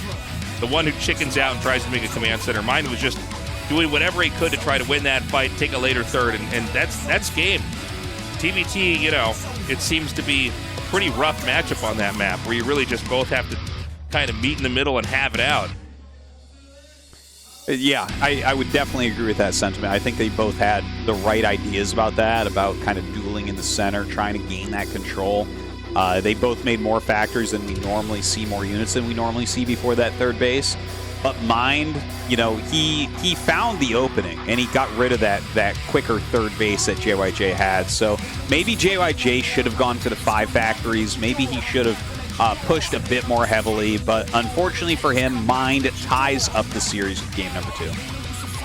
With a beautiful performance, and by the way, a very different TVT. I'm loving the map lineups that we've got here for this matchup especially. It's creating some extremely different games. We had a very dramatic, full map, back and forth, drops, +3 attack on the tanks, craziness, people trying to move into the, it was them both, oh, hey, from Texas, thank you so much, welcome. OG since 2013. Nice. Nice, love you. Oh, there's another Tastosis sign in the audience. All right. I love this. Thank you much, guys. Very appreciated. He's thinking about Tastosis. His mind is exploded. Yeah, we can read sign language. What was I saying? I've lost my train of thought. Oh, yeah, we had this crazy dramatic long game in game 1, and then game 2, it's like a really intense pressure game where they're both just trying to go at each other's throats at the start, and eventually it's Mind coming back on top, tying this out 1-1. Yeah, this is such a great series so far, and really I find all the games have been very back and forth. It did feel like JyJ was certainly winning that at the beginning, and then Mind fights back and ends up taking it that time. I think once you do have any sort of substantial lead on that map, though, it's going to end quickly. Whereas the next map we're going into, it's going to have a bit more play. We're going into Silford for map 3. And yeah, Silford it's small, but it's very wide open in the center, so definitely allows more unit movement. So I don't think we're going to actually have any break. I think we're going to go right into this. Totally packed, by the way, at the studio at Jomsil. This is the Africa Coliseum. I think a fitting name with our giant screen coliseums in the middle. This is just by Lotte Tower. It's the 5th biggest building in the world. #1 biggest building in Korea. It is quite a sight to see. A little tricky to find. It is by Lotte World, but our studio is kind of hidden in the back. You're going to walk around and think you're in the wrong spot, and then you're suddenly going to walk into a giant esports arena. Definitely worth checking out, as it's going to be a regular location for esports events for this and other events for AfreecaTV in the future. That's right. It's a great studio, and it's great to see so many fans showing up. Here we go. Set number 3 on Silford, tied up 1-1.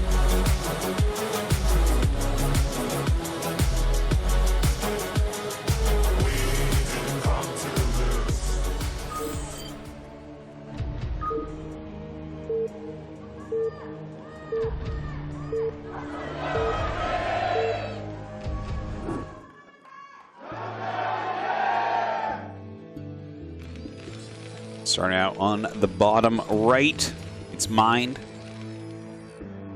And on the left side, it's JyJ.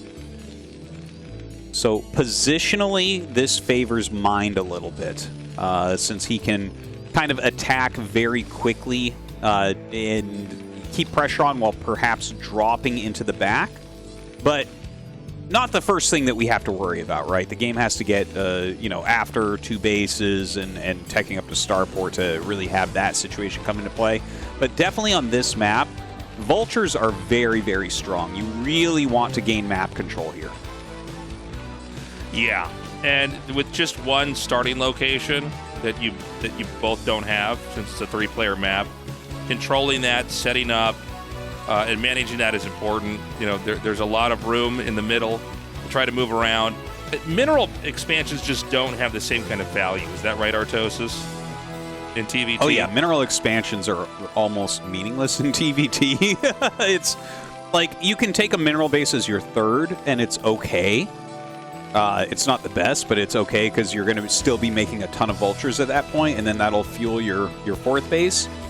But if you don't take it as your third, you generally ignore them until the end of the game. Yeah, makes sense. So then you have these pocketed bases. There's 3 of them, each one outside of your main. Not easy to get to by ground, but it's close by air. And then you have these 3 bases that are in the middle that are very pushable and don't have the greatest amount of resources there, but they're easy to take. And then there's, of course, the other main base and its natural expansion.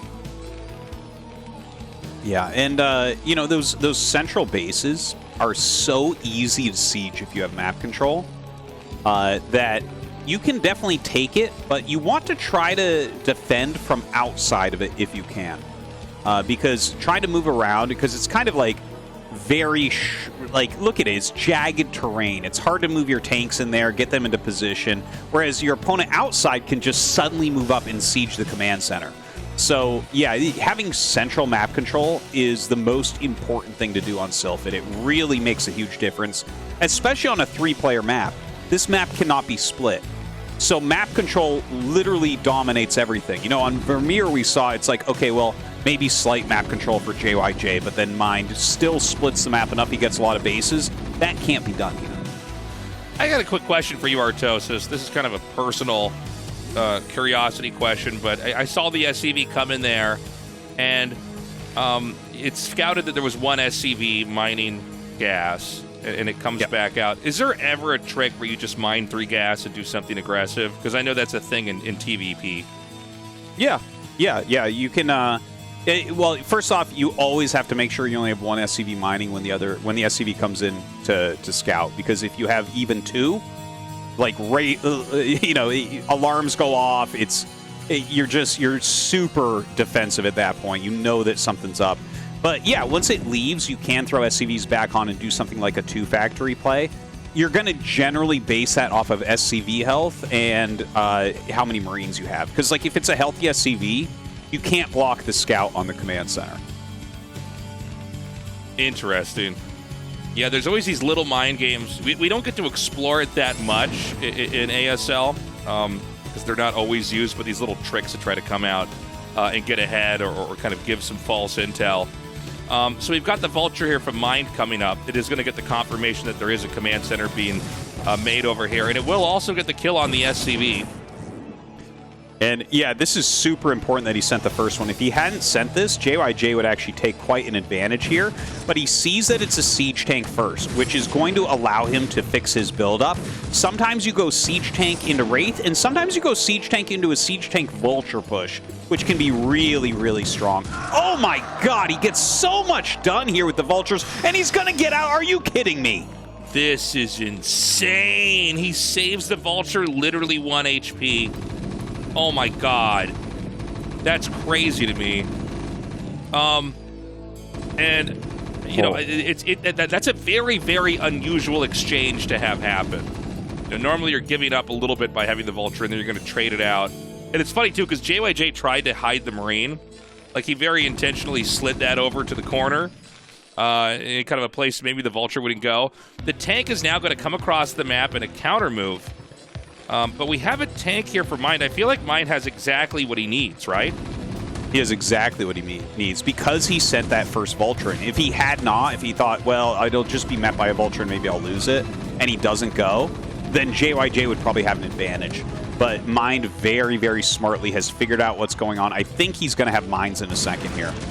I believe that's the upgrade he was getting. But look at this, diving on this siege tank, and there you go. He does start to lay a few mines to make sure that the tank is not going to be able to kill him or anything. In the meantime, JyJ is making more factories at home, so he is switching into Vulture from here. Tastosis. This is crazy. Oh my god, they're so low. Artosis. Oh my god, I can't do this. Oh my god, why is everything just barely not died? Now he's going to come back. He does take out both tanks. Dude. I can't believe that. I thought for sure JyJ was going to finally get away, but there's so many little terrain tricks that you need to utilize here to try to retreat. And Mind did a great job chasing those down, getting 2 tanks for the price of 1. Oh my god, that was insane. 3 factories again here for Mind, by the way. His Vulture speed's done. You don't normally see tanks dying in these high numbers like this. Oh my god, Oh he's my just gonna god. come Oh my through. god. This is craziness right now.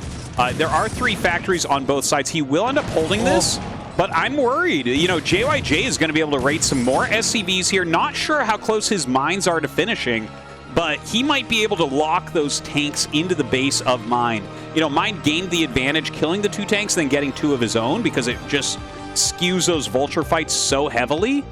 But if JyJ gets more Vultures and has the mines, yeah, I think, did he just, yeah, he's laying mines now. So if Mind runs into these, I mean, he's just trading his tanks right back out. Oh my god, what is happening? This is such a weird back and forth. Yeah, both of them really want to get that huge edge, and they're losing their early siege tanks. So it's really turning into almost a pure Vulture war, but JyJ has a few more. These tanks are like 2 Home Alone burglars fighting each other, but falling into each other's traps. Like, it's crazy. I've seen so many tanks killed off so early. It's just such a rare thing. JyJ got to come out, I think, slightly ahead. He can kind of ignore the tank and just try to fight wherever the tank can't reach him, which is exactly what he's doing. He bobs and weaves and gets back out. It is what he's trying to do. Mind is still kind of dancing around the center, though. And look at that barracks placement. He just kind of trying to slow the rallying of 1 of those factories for now, doing anything you can. Mind has actually gone up to 4 factories, so he should be able to get ahead as far as that Vulture count goes. A lot of the ideas here from Mind are actually pretty similar to Game 2. It's a different map, but he's playing a lot of the same games there.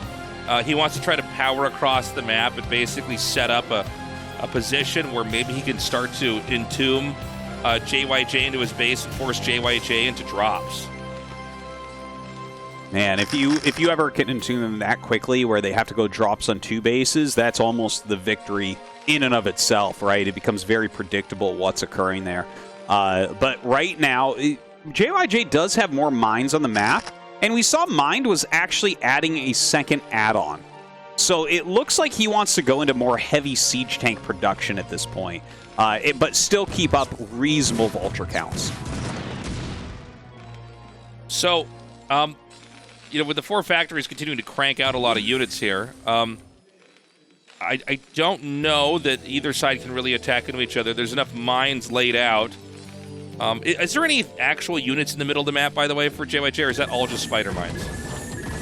Oh, I don't think he has anything but Vultures out there. I think his first tank actually, well, not his first tank, he opened with 2 tanks, but It's like his only tank in the game just popped out. Okay, got it. Well, Mind is going to start to come up here. Remember that, you know, I said this earlier, the Vultures don't set off mines, but they can take damage from mines. So if the tank can draw a mine out and the Vultures are there, they can still be killed by it. Now, JyJ is going to run around. I love the 3 Vulture tactic, because it's just enough to one-shot an SCV, which can be just a devastating amount of damage. We see he's going to get every SCV at this base. And again, 2 base versus 2 base, that's a pretty big little victory there for JyJ. Yeah, that's every SCV you get is totally valuable, but right now there's a more forward position from Mind. There's a lot of mines from both players in this area, which you have to be really careful. It's kind of funny to see, right? They're all sieged up, like there's all these mines and everything. I think Mind is pulling back slightly, which he probably should. Just looking at the minimap, it looks like JyJ does control that area, spider mine wise at least. Yeah, he's cleared the mines over here. He's going to try to slice into this position. There are 2 tanks to meet this. This is actually a pretty narrow area to move in, units through. This kind of high ground, kind of grove area. I don't know what to call it. Actually, no, that's not even high ground, right? That's actually just the same height. But it looks like it's a high ground because there's an area that you have to... It's hard to explain. You have to get up into the right spot on here to be here. You can't access it from any area. So it's like a high ground area that doesn't have chance to miss. I guess I'll put it like that. Yeah, it's not technically high ground. You can see into it, no chance to miss anything like that. So, you know, not a super advantage, just you can't really be flanked. But that's such a powerful location he took.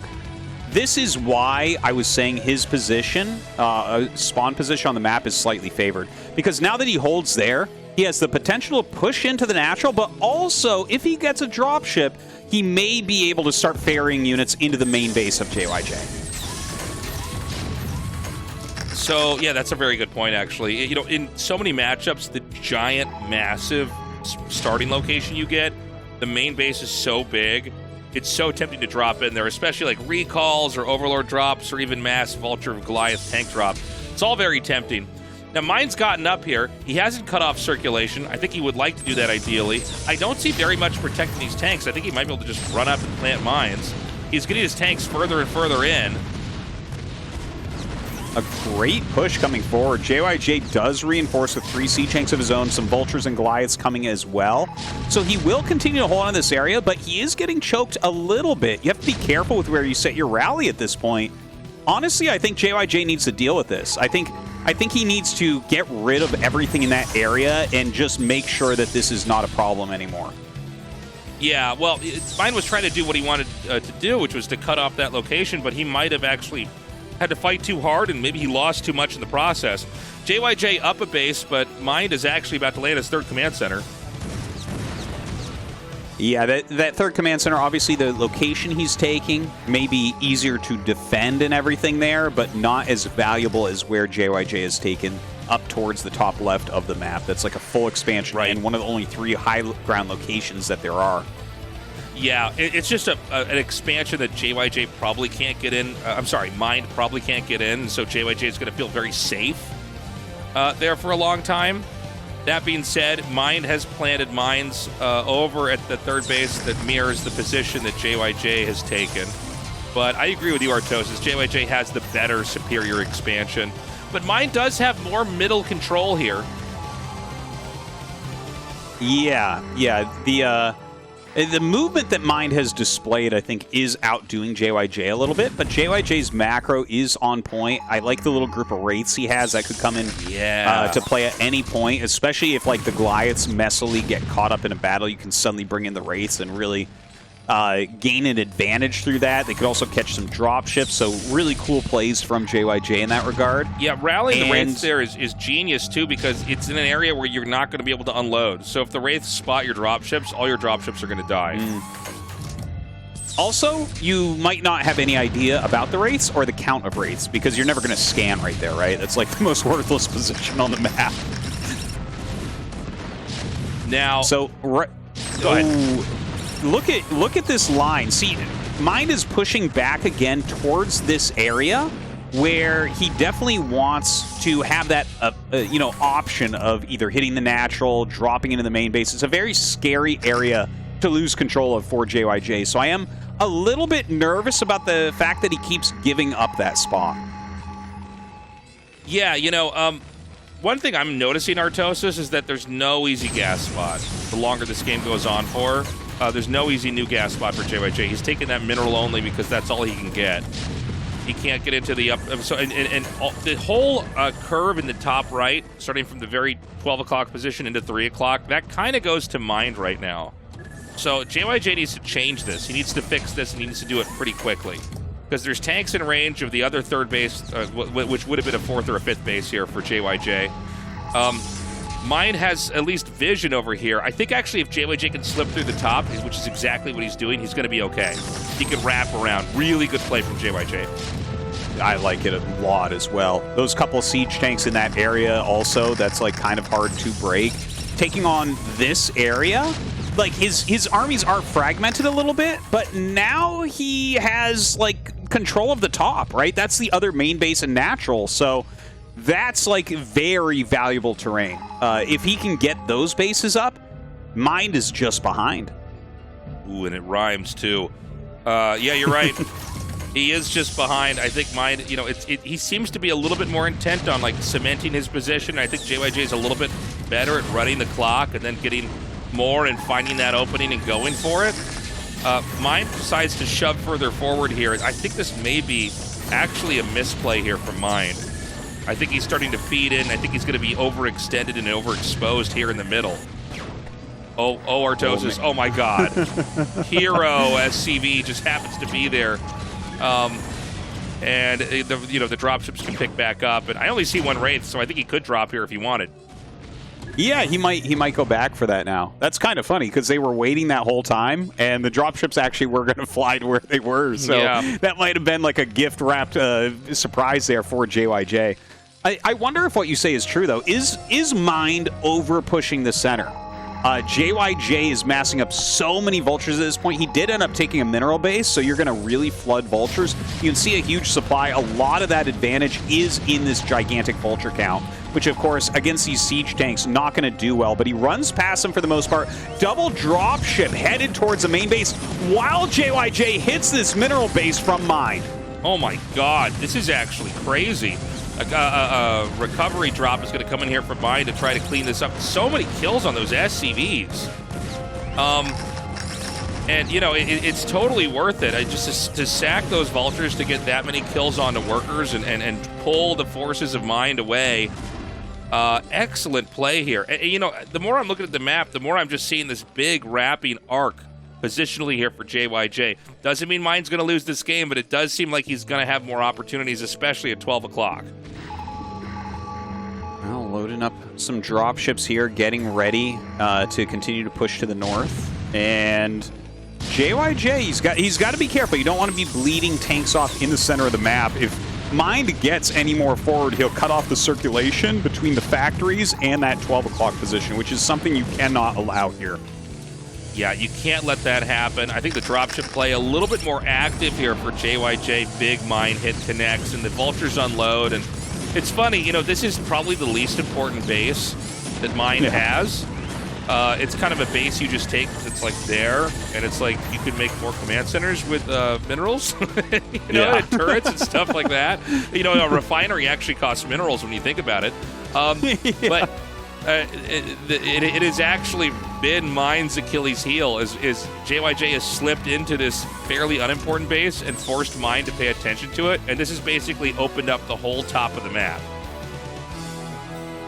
Well, it looks like here Mind is thinking of making a gigantic move. Whether that is to the left or to the north, we don't know. It seems like he's going to the left now, flies in. There's only 4 siege tanks here, so this carpet bombing, as well as his ground units coming in, will break the position, but if he goes too far, we might see these reinforcements be able to stop his tanks. I was not expecting to move over here. I mean, he's kind of doing it, but I feel like whenever you see a kind of point into a concave like this of siege tanks, there's so many angles that they can just get hit from. Like, you have to be scanning all day to basically be ready to see, tanks from all those different angles. That I think it's going to become a sore spot. I think, oh God, he's so good for scanning there. JyJ is so smart. He scans because that's where the pickup's going to be for the drop ships, and now he can just do his own counter drop onto the drop. Well, it's always a good way to stop a drop is with your own drops, right? Like, it's this funny thing where it's like timed out. The first person who drops out, do you have enough time to siege? And if you think you do, but you don't, you lose. If you think you do and you do, you win. It's a kind of crazy thing. So staying on top of that, keeping those scans going, incredibly important. Mind once again looking to maybe push, bringing his dropships up to fight with his tanks, but decides to siege and backs up a little bit. JyJ looks to be getting maybe offensive with his own dropships, but turns around. Yeah, I think the sides otherwise. I would love to see Mind take the base that's just outside of the main of JyJ. Oh, dude, he just took the play right out of my mouth. There it is. I was going to say, because that's just a good spot. If you can just fill that up with turrets. I know it's droppable, but, like, you have to take that, or you could get a game where JyJ just gets a bunch of dropships with SCVs and tanks and just suddenly has that, and you can't take it back. Yeah. This game is getting really crazy. They've got similar economies, both of them just about maxed out. JyJ is slightly ahead in that regard. Looks like he's going to go ahead and take this little pocketed expansion area now, which I think is very, very important. You've got to make sure that you control this so that your opponent cannot siege his way into your main base. Now, as he sees the dropships go over to that side, JyJ with a counter drop going over to this high ground gas expansion. I think JyJ was very patient in not doing this earlier. I think he scanned and thought, no, this is going to be a waste. This is going to force the dropout now from Mind. There's a lot over here, but I think Mind should be able to clean this up without too much trouble, and he does exactly that. We are seeing the position cement a little bit here, but there was a soft spot there in the middle. He kind of breaks through, guns all that down. We are running out of expansions on the map, by the way. The 12 o'clock spot in the main is being taken. The natural's been being milked for some time. The only expansions that are left are this awkward one that's near the middle that JyJ is close to. Not exactly tempting for the time being. I think he's probably more interested in trying to keep what he already has. Hold on, there's a big drop coming in here. A lot of shots from these Goliaths. Just getting the dropship numbers down so low. This is going to be a very easy location for JyJ to drop back into and shut down. Oh, man. Yeah, well, you know what? There's not that many tanks there, so it is certainly easy to re-break. But with those Goliaths, like, he might be able to secure a kill on a command center here, maybe force, like, a liftoff or something over on this one on the right. So the drop is still doing a little bit at least. Now, JyJ coming in with a bit of a counter towards this other high ground gas. Only a single siege tank and some turrets here to stop this. Yeah, and he's going to unload over here. Just demolishing this. Now, I'm worried. I think Mind has a cool position. He actually could just burn down these command centers. Hold on a second. Is Mind going to just... Is he going to pull this off? You know, I'm not entirely sure, man. They're both hurting each other so much right now. It's hard to keep track of who's actually winning this game. Well, it's so funny. I saw JyJ drop there, and I'm like, oh, that's a great play. And then I'm like, wait a minute, he didn't drop 12 o'clock? Like, hold on a second. If those dropships are there, they can't be saving this location up here. Yeah, that's actually really painful. That's going to open up the drops a lot easier. He loses 4 of his 5 Goliaths. So the 3 dropships certainly can come in and clear this out. This will save the 12 o'clock bases here for JyJ. He did lose 1 command center, but lands the one that he still has. Going to clear that. But you know what? Mind regained both the bases that he had dropped as well. So, oh man, okay, this is a tricky one to follow. Dude, their mining is actually equal right now. Yeah, and their think supplies so. are equal right now. So it's really, really close. And JyJ is going to expand to that third base, the one that has less resources. But like, the thing is, that might be the most important base later on that JyJ can't get because it's going to be so hard to have any expansion this far in the middle. It's this close to Mind. It's very easy for Mind to reach, you know. Yeah, that's one that's like super easy to just pop from the outside in a matter of seconds. Yeah. And like that might actually be the last base that gets mined out on this map if we go super, super long. 12 o'clock finally being taken, and that is certainly an important base. This is the one that kind of shifts the balance over towards JyJ. That's where he's going to start mining considerably more than Mind, and Mind has to think about, okay, how do I break something? How do I get the damage I need so that he doesn't kill me just because he has that top base? Okay, the push is going to come up here. I don't know if this is a wise decision from Mind. I feel like if I'm JyJ and I'm going to be attacked from anywhere, this is like a great spot to be attacked into. You know, like the siege tank line is very healthy, and this has created an opening. I think he's going to go right into the main. Oh, dude. This is madness. Is big because remember, all the factories that JyJ has are here, and this is right after a lot of those units were picked off. The tanks were picked off, trying to push up. That's it. Oh my God! It was like the craziest, most epic game, and then suddenly JyJ Steven Seagal neck snapped. Mine. And it was over. Dude, that was an amazing finishing move from JyJ. If he had not done that, that game could have gone on for a very long time, but he found a weak point. When you have that much highly upgraded mech on your factories, you're not breaking it. It's going to be too cost inefficient. The game is over, and I think that was a smart GG from Mind, to be honest. I feel like I'm learning more about TVT from JyJ than I've ever learned about TVT before in like a single series. Like I'm really getting this appreciation. He's probably the most patient dropship player I've ever seen. Like yeah. he's very thoughtful with those drop ships. He's not going to waste time. Even that moment where I'm like, oh, he should be dropping 12. Maybe not, man. Maybe it's better to try to force some attention down there. And the moment he saw that attack in, he goes, okay, it's showtime. I've got enough drop ships, and my opponent just hemorrhaged enough tanks. I'm going to go right into his main, and that's going to be checkmate. Yeah, it was such a great move. Like, if there are even 3 Goliaths at the rally point, he actually can't do that, right? And so he found like this amazing opening. There was only a few vultures and siege chinks around, no mines laid. I mean, the game was so action-packed, so fast. You know, they really were heavily taxed, so there were undefended locations. But again, a beautiful game. Right now, JyJ leads 2-1. We're going to go to a quick commercial break, and when we come back, we're going to see if he can extend that lead.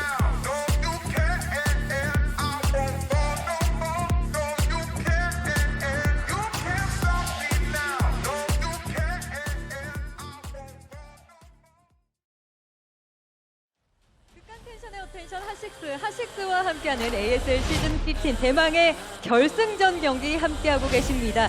박성균 선수와 정영재 선수의 결승전 3번째 세트까지 진행됐는데요. 많은 의미를 가지고 있었던 첫 번째 세트 정영재 선수가 승리를 따냈지만 이어지는 2번째 세트 박성균 선수가 승리를 가져가면서 균형을 맞췄습니다. 하지만 방금 전 펼쳐졌던 3번째 세트 정영재 선수가 끝까지 집중력을 잃지 않으면서 장기전 끝에 승리를 가져가고 현재 두 선수의 세트 스코어는 2대1로 정영재 선수가 앞서 나가고 있습니다. 지금 이 순간 그 무엇보다 두 선수에게 필요한 건 든든한 응원일 것 같은데요. 언제나 경기장에서 두 선수에게 힘을 실어주고 있는 든든한 응원단이 오늘도 현장을 찾아와 주셨습니다. 두 분 모시고 이야기 나눠보겠습니다. 이쪽으로 오시죠. 이쪽으로 오시죠. 안녕하세요. 안녕하세요. 네, 박성균 선수의 든든한 지원군 별빈님과 그리고 정영재 선수의 든든한 지원군 추루미님이 함께 해주셨습니다. 안녕하세요. 다시 한번 인사드립니다. 안녕하세요. 안녕하세요. 정말 선수들 못지않게 너무나 떨리는 마음으로 경기를 지켜보고 있는 두 분입니다. 지금 현재 두 선수가 엎치락 뒤치락 난전을 계속해서 펼치고 있는 상황이기 때문에 아마 보시는 두 손이 막 떨리지 않을까 하는 생각이 드는데요. 별비님, 현재까지 좀 기분은 어떠신가요? 잘했으면 좋겠는데 그냥 아무런 생각이 안 들어요. 늘 경기장에서 박성균 선수와 함께 호흡하면서도 눈물을 지었던 별비님인데 오늘 결승전에 오기 전에 박성균 선수의 컨디션은 좀 어땠나요?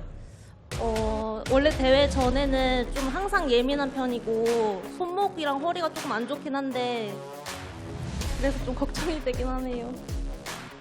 지금 너무 인터뷰를 하는 와중에도 별비님이 정말 많이 긴장을 하고 있는 것 같습니다. 또 추리님은 어떨지도 좀 들어보고 싶은데요. 오늘 정영재 선수의 컨디션 좀 어땠나요? 일단 영재 같은 경우는 이길 때 패턴이 있어요. 어떤 거죠? 잠을 잘 자고 밥을 잘 먹으면 항상 올라가더라고요. 근데 오늘도 나름대로 잘 자고 밥도 잘 먹어서 좋은 결과 있을 거라고 예상합니다. 확실히 추르미님이 지금 세트 스코어가 앞서고 있는 정영재 선수이기 때문에 긴장감이 좀 완화된 듯한 느낌이 있습니다. 경기를 지켜보면서 긴장감 서서히 좀 떨어지고 있나요? 잘하고 있다는 느낌 드나요? 탱크 하나 잡힐 때마다 손이 떨려가지고 사실 굉장히 떨리는데 안 떨리는 척하고 있는 중입니다. 사실 이 별비님과 추루미님 항상 응원을 현장에 같이 와주시면서 한마음으로 박성균 선수를 응원했고 또 한마음으로 정영재 선수를 응원하곤 했는데 오늘은 처음으로 경기장에서 두 분이 다른 마음으로 다른 선수를 각자 응원하게 됐습니다. 만약 본인의 선수가 우승을 한다면 추루미님에게 위로의 한마디를 절친한 지인으로서 건네줘야 할 텐데 어떤 말을 건네주고 싶나요? 박성균 선수가 우승한다면. 르미야, 고생했다. 고생했다. 준우승 고생했다라는 말을 전해주고 싶다고 박성균 선수의 우승을 간절히 바라는 마음이 느껴지는데요. 추루미님은 어떤 말 해주고 싶나요? 저는 성균이는 2번 해봤잖아. 명재 할 때 됐으니까 그렇게 생각해주면 좋겠어. 괜찮아. 나는 심심한 위로의 말까지 해주고 싶다는 두 분의 간절한 의지가 좀 느껴집니다. 혹시 박성균 선수, 정영재 선수가 우승을 한다면 두 분에게 어떤 공약을 좀 건 게 있는지도 궁금해요. 별비님 어떤가요? 아니요, 성균이는 그런 공약 같은 거 걸지 않았어요. 경기 전에 어떤 이야기도 하지 않았나요? 네. 그렇다면 정영재 선수는 어땠나요? 사실 영재는 그런 걸 잘 생각하지 않는 편인데 제가 대신 공약을 내려고 생각합니다. 어떤 공약이요? 정영재 우승하면 제가 올라와서 프로포즈 하겠습니다.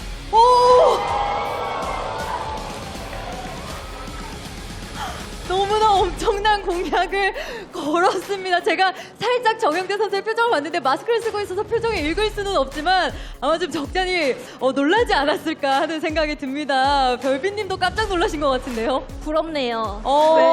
갑자기 별비님도 우리 성균이가 우승하면 뭐 해줘야 되지? 라는 생각이 머릿속을 훑고 지나갔을 것 같습니다. 지금 두 선수 옆에 가장 든든하게 지원군으로 자리하고 있는 두 분이 무대 위에 올라오셨기 때문에 두 선수에게 빌릴 만한 목소리로 마지막으로 응원의 한마디를 전해주시면 좋을 것 같습니다. 별비님, 박성균 선수에게 하고 싶은 말씀 해주시죠. 들리게 해야 돼요? 그냥 커다란 목소리로 해주시면 될 것 같습니다. 박성균 화이팅! 잘해라! 좋습니다. 자, 우리 추루미 님도 정영재 선수에게 응원의 한마디 전해주시죠. 지면 밥 없다. 지면 밥 없고 이기면 결혼이다. 네. 너무나 멋진 두 분의 응원까지 잘 들었습니다. 끝까지 결과 함께 해주시고요. 두 선수에게 응원의 마음이 전해졌을 거라는 생각이 듭니다. 인터뷰 감사합니다. 감사합니다. 자, 이렇게 늘 현장에서 선수들에게 든든한 힘이 되어주고. All right, guys, we're ready to go back into this match. I think we're just getting started as well. 3 games? Is that right? Doesn't feel like 3 games. It feels like it's been a marathon so far, but wow. I mean, what great back and forth TVTs. This is, of course, a best of 7. We've got a stacked, completely filled out stadium right now. The whole audience is so hyped. This is already looking so great. I just can't wait to get into match number 4. I know. This is really like the best TVT series I've ever seen, and it's only 3 games deep. It's pretty insane. Like, I know people probably enjoyed last season with Royal versus Rush, but that was a bit one-sided. Royal was really outplaying him. Here, even though JyJ is winning, these games are incredibly close. There's a lot of back and forth, and it's really anyone's series still. Yeah. I think anybody who thinks it's obvious who's going to win this is crazy.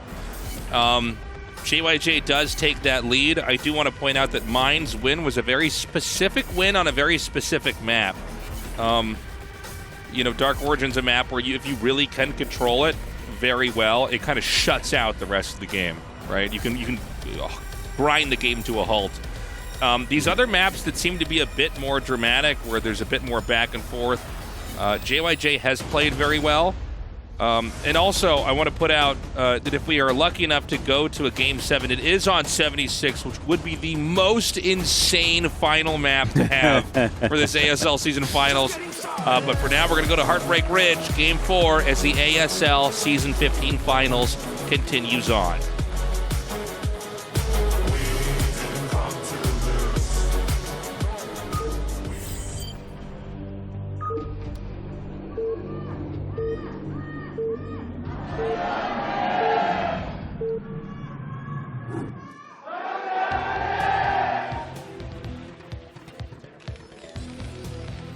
All right, on the right side is Mine, and on the left side is JyJ. Heartbreak Ridge. I tell you, if JyJ takes this one, it's going to be Heartbreak for Mind, because a 3-1 deficit is a very tough one to come back from. Not impossible, but certainly quite hard. We should remind everybody, TVT is at times the longest or the second longest matchup in the game. In the older days, it was definitely the longest because I think players weren't quite good at killing each other. So you had the no man's land drawn in the middle of the map much more quickly, where I think people are a little bit more fluid in TVT. But I only bring that up to point out that this is a best of 7, and stamina is another factor. Some players are able to kind of grind game after game after game better than others, especially when the pressure is this high and there's already so much adrenaline going on. Well, I think that's part of the reason why Mind leaving the game when he did, that previous one, was a really, really good move. You know, like, he maybe could have taken units from other locations on the map and cleared that drop, but he knew the writing was on the wall. You're not going to win after that move. So to kind of save himself some energy, some heartbreak, some frustration. He gets into this game with a fresher mind. And it looks like this game, this is going to be a forward 11 racks out of JyJ. And what this is meant to do is a couple things. Number one, you can put some pressure on, especially if they're trying to go for a fast command center. It's incredibly good in that situation. But yeah, it also is going to allow you to scout with your barracks extremely quickly. So you're definitely going to get some good intel. And we should point out there's not a command center, being made right now. So like this should be manageable for Mind. I don't know that he's going to scout out. Yeah, he's not going to look for any proxies. So this is going to go undetected. He is going to basically get there by the time the Marine is almost out. So you don't have a lot of time to react. But I think Mind should be fine. I think this should kind of go into a normal game. Probably. It's you're not really afraid very much of proxies, especially something like this when you're doing a factory expansion. The one thing he could get thrown off, if your first Marine starts to take some damage and they start to get ahead like that, they might get a bit of an advantage, right? Like they might, if you damage that first Marine really quickly with your Marine, oftentimes the second Marine doesn't start for a while for, in this case, Mind. So maybe he can end up getting a couple SCVs with this or something. Okay, see, he does get that initial damage, so has a bit of an edge. How many SCV hits do you have to have on a Marine for the other Marine to just win easily? Oh, as soon as you have one, it changes the math completely. Okay. But also the SCV can solo a Marine if it gets up to it before any shots are fired. Which, obviously that's like kind of a rare thing, but there's like a lot of micro with SCVs. You can kind of moving shot Marines a little bit. I guess he could just go up on the high ground now if he wants to. This is a funny situation. Yeah, look at this. Both sides making 3 Marines. Kind of crazy, but right now Mind is doing this much, much better. You see the SCV comes off and messes everything up for a moment. 3 very damaged Marines remain. Well, that went perfectly for Mind. Very exciting to see. He's got now 4 Marines out, and he's going to pull out and start to damage his barracks. It's actually going to be a lot of damage right away. Normally we see Marines trade out, but having this many Marines right away, if you get that barracks into the red, it's going to start to burn down, which is another problem. Then if you don't have any way to repair it, it just burns out, and that does cost quite a bit to have to dump another 150 minerals into just being able to make your factories throughout the game. And not being able to poke in and see exactly what the build order is a bit annoying as well. Normally, your barracks is going to be able to go in. Like, if there's 1 to 2 Marines here, you can pop over to the side and check and then get out and you won't be on fire still, just barely. In this case, he can't do that. Like, he wants to still. He's got... Oh, it looks like he's waiting for the Marines to go down so his 2 vultures can move in. This is a very smart move from JyJ. Look at that. This is so tactical. Look at this. I thought... Because remember that we've seen plays where you land the barracks in that area to stop vultures from reinforcing. Oh, how far can vultures shoot? Tastosis, they could shoot kind of far. Yeah, it's a very nice medium shot that they have. But this has tactically been amazing for JyJ, even though he did get out-microed at the beginning. But the thing is, it's not like the end of the world here for Mind at all, right? Like, he's getting up to his own 3 factories just like JyJ is. His economy is a little bit slower from that, which is annoying. But again, this is all recoverable. So, yeah, JyJ, I guess it's not like game ending, but it is kind of an impressive, fun start where he's just coming at every angle. And this is 3 factory versus 3 factory. The powering up continues on. The barracks actually placed there, so you can't land that. That has been a theme throughout this when the vulture pressure picks up. Is we talked about the Marines getting baited down there, but the same idea over here. Yeah, this would be a big problem, actually, if he blocks that off. Okay, it looks like an SCV got there just in time to start a secondary depot as well. It's a very important tactic. Like, anytime you seal someone into their base, in TVT Vulture Wars, the person who's sealed in his opponent ends up winning, like, immediately. You just make sure you have, like, 1 or 2 more vultures. You run in, you kill all their vultures, and that's it. And this is the arms race we've seen so many times before. We'll eventually have tanks coming out here. But this is sizing up to be what should be a pretty long game. It doesn't seem like anybody has a lead. I would be surprised if either side is able to do any real damage. But hold on a second. JyJ is going to come out. Obviously, you don't want to be fighting on the low ground here, but he takes a kind of cool angle here to the side. And the one-shotting is perfect. Really amazingly done by JyJ, but mine did get first volley, and he had those Marines, so he does okay. But then we're so close to JyJ's base, his reinforcements are a lot faster here, and ends up taking it down. That was impressive. It's like the second before that, I'm like, well, nothing's going to happen now. We're going to have a long game. And then I'm like, oh, they're killing each other, Tastosis. He's going to come up now, and he may have the slightest Vulture lead. Okay, so, yeah, I think he's going to be up like one Vulture total, but there's some damage on his Vultures, so I don't think you actually want to dive here. Oh, he does try. Oh, careful, Tastosis. This my is, God. I love even the Marine coming in here, because the Marine can, like, draw some extra shots. Hold on a second. Is this going to snowball? It's very close, but the SCVs are actually doing a really good job, so mine is going to be okay. I think he ended up losing a couple SCVs there, so a little bit rough in that regard. He's added some more factories, whereas JyJ has added the starport. So he's going to hope there's no armory. Oh, God, there's going to be an armory and 5 factories from Mind. Mind might have what it takes this game, despite that little setback we just saw. Yeah. I do like the mine lane down there. The Wraith coming is also, one of these funny moves where, like, if you're both so caught up with making Vultures, then one Wraith comes in and you just start to absorb so much damage. But mine is going to come out. Now, you can't counterattack as JyJ, can you? Or I guess you can with 3 Vultures. Yeah, the 3 Vulture run-in is one you can do, but then you're definitely behind on Vultures, which is going to make the counterattack from Mind a bit more deadly. You can see he's actually walled it a little bit. These Vultures, though, from JyJ are getting a lot of damage. And look, he's going to hold position there to kill off that building so he can dive in for a hopeful victory. Yeah, Mind is coming forward. There's a lot of damage coming down here. He's actually managed to kind of encase the Vultures, but maybe that's a bad thing if he doesn't have enough to actually fight it here. All these SCVs are going to go down. He is continuing to dish out quite a bit, laying a mine, but to no avail. I think actually JyJ may have a lead in SCVs. I could be wrong. This is definitely a tough game to kind of calculate on the fly. Oh my God, Tastosis. Oh, good shooting. Yeah, it doesn't quite go off there. I think you're right. He did have a lead, but as Mine continues to rally Vultures in here, look at that. The siege tank disappears, and now he's killing off quite a few of these SCVs. Almost nothing left at that natural base.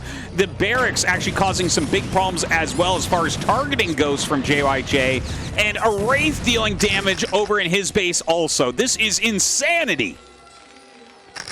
I think that Mind may be able to just close this one out. The Wraiths are going to do damage. They don't kill anything very quickly. And so, it's hard to feel the effects of this right away. But all you need to do is get a Goliath or two, and that can shoo the Wraiths away. And now we need to see a push actually come out. But there's so many mines. Oh, my God, that connected? No, it didn't. You watch me just try to understand these interactions. Like that connected. No, it didn't. So, some of those mines outside of JyJ's entrance are his, and some of them are mines. We do see the SCV transfer come back over here. JyJ has a little bit more gas, and that's impressive when you consider the fact that he's got Wraiths and he has more tanks out. Part of the gas deposit or expenditure has been Goliaths in this game, which aren't great against Vulture tank. So maybe JyJ has some abilities to counter push here. Yeah, I'm wondering about it. Like when he does his scans, he does have those siege tanks, which are pretty important, and just having Wraiths like forces the Goliath production. You can see that Mind is really taxed on gas right now. But don't forget that Mind does have 5 factories. So it's like a little bit hard to imagine a full push working, Like, Mind is going to be able to field a lot of units. They both lost so many SCVs. I have no idea who has more right now. Yeah, it's very hard to call. A scan comes in here. I'm actually surprised he gets out with both. And I think there's another scan pocketed, but like, you know, this starts to add up. Especially if you don't kill any of the Wraiths. And, you know, these are not ranged Goliaths. You know, the range, that was actually one of the craziest things that people don't really talk about. That's actually a Brood War upgrade. Yeah. And yeah, so, there was no, not only was there no Charon boosters for the increased air range, the original Goliath had one less range on its ground attack. It was true garbage. I didn't know about that. That's funny. Yeah. The final patch fixed that up. So thank God for that, or the game probably wouldn't be playable tasteless. the perfect storm of updates. Now, JyJ is attempting that counterattack that you were talking about. The supplies are close, but I think JyJ has a better quality army right now. Now, Mind is going to come out, but it is JyJ on the high ground. You know, with ranged units, it's always going to be a huge advantage to just be present on the high ground. There's several high grounds, though. This is a map of rolling hills. And so I do wonder if there's going to begin to be the start of the no man's land getting created here. Mind kind of wants to wrap around. I don't know that anyone is going to be able to really attack each other. It seems like with the amount of mines being laid in the center, it's like the time of running by and your opponent not knowing is just about over. Yeah, also it's hard to get these tanks up these hills unless you have all the vultures sitting on the mines, and that could cause some counterplay over there. Dropships are coming out. We've got 2 so far, and I don't know that the main is very well defended, and I think he could just slip through unnoticed. You know, the middle is kind of jammed up with mines, but really the top and the bottom, you know, it's totally vacant. I mean, you could slip right in there with 2 dropships and they wouldn't know until they actually get dropped. Well, hold on. Not if they're moving up to the very, very 12 o'clock position right now. Well, luckily for him, a Vulture runs underneath JyJ's 2 dropships. I think it's a great idea, kind of an old school classic. It looks like he wants to, what do we call it, turbo newbie, drop above the natural expansion and try to kill that off. Was that what it was called, the turbo noob? You just try to put tanks on their high ground? It's the old Lost Temple build. It's the turbo newbie, man. Sick so build. Funny. But it's like if you play the game with a first year, that's actually really funny. Oh my That's God. how angry people were about it. It It's literally like, got named the look at turbo you, you newbie. put tanks up here. The very first popular map that was, I guess, considered reasonably competitive was Lost Temple, where every natural had a high ground like this. So it's just people like trying to float factories and make tanks or drop dragoons up there. It's just like, Jesus, man. Yeah. So mine is, I'm sorry, JyJ is actually coming in here towards the natural. I actually think that the turbo noob play actually played out, man. Yeah, he drew a lot of the units to the side. These 2 Wraiths are doing some real work right now on the siege tanks, but he needs a bit more than that. He doesn't need to only kill off some of these tanks. He needs to fully break out, and I don't really see that happening. Oh, God. The scan goes down, and the Cloaked Wraith will get out of range. This is beautiful from JyJ. His single Wraith taking on 2 right now. Yeah, I think he actually wins this fight. Hold on, repair. But missiles do a lot of damage. Oh, crazy. Crazy. But that doesn't mean that he just wins. He's going to move up. Oh, that siege is beautiful. That siege is beautiful. Oh, my God. Amazing siege right there. Lays a mine as well. Going to take out the last tank on this containment. But hold on. We have the elevator strategy coming out of JyJ. He's attacking the main base. Uh-oh, this is getting really bad for mine now. Yeah, this is getting scary. You know, I think mine can technically defend this, but like, oh my God, the spider mines here. Oh, and it's just drawing the tank shots away. Well, he clears the tanks at least. That's definitely something. Those tanks look like they want to back up for now. He doesn't want to overextend. A really great move from JyJ, who does have his 3rd up in mining. We've had the command center floating at the 3rd base for a while for mined, but I think he's having a hard time like cleaning up maybe a single unit or a spider mine or something that's there. Oh, the SCV transfer. This is a pretty big catch. You know, that being said, it's going to be bad to lose these tanks. You know, He's fighting back pretty nicely. He's kind of ignoring the SCVs and just dishing out more and more damage with these tanks. We got a big rally also at the bottom of the map. Mind does win that. This has been like such a scrappy game. I'm so just impressed with how back and forth this has been. It does feel, though, like JyJ has a decent edge. Even though it's not that much supply, it's like, okay, right now 17 supply. Maybe that is a bit. But it feels like JyJ, if you look at the amount of mines he still has on the map, the amount of map presence he still has, and he's expanding to the bottom right as well. Look at this, a Vulture raid on the third base. Mine with no units in the area. Flies his Wraiths over, but that's not going to kill the Vultures quickly. Yeah, he's going to get so many SCVs here. And this does add up. I think they were doing okay with the SCV count earlier, but some really good Vulture maneuvers here. He's going to pull right back out and just come back in here. He knows there's probably already more SCVs up here. Good Vulture block to contain that. More Wraiths coming up right now from JyJ. Oh, man. This is a little bit rough. Like, if he gets the first volley on some of these, you can see Mind is really on top of it. He wants to make sure that he does not lose the Wraith battle. This Wraith battle could end up deciding it for Mind. If he messes up and JyJ wins with the Wraiths, I think that's JyJ leading in too many areas. Yeah, I think you're probably right. You can see he pulls back right away. There's a base being taken in the bottom right. It is a funny kind of ebb and flow of the game as you basically like expand in this line that you draw all the way from your natural, then to the third, then just to the bottom or top, depending on which starting location, all the way to outside their main. It's very common to see expansion patterns like this in multiple matchups as well.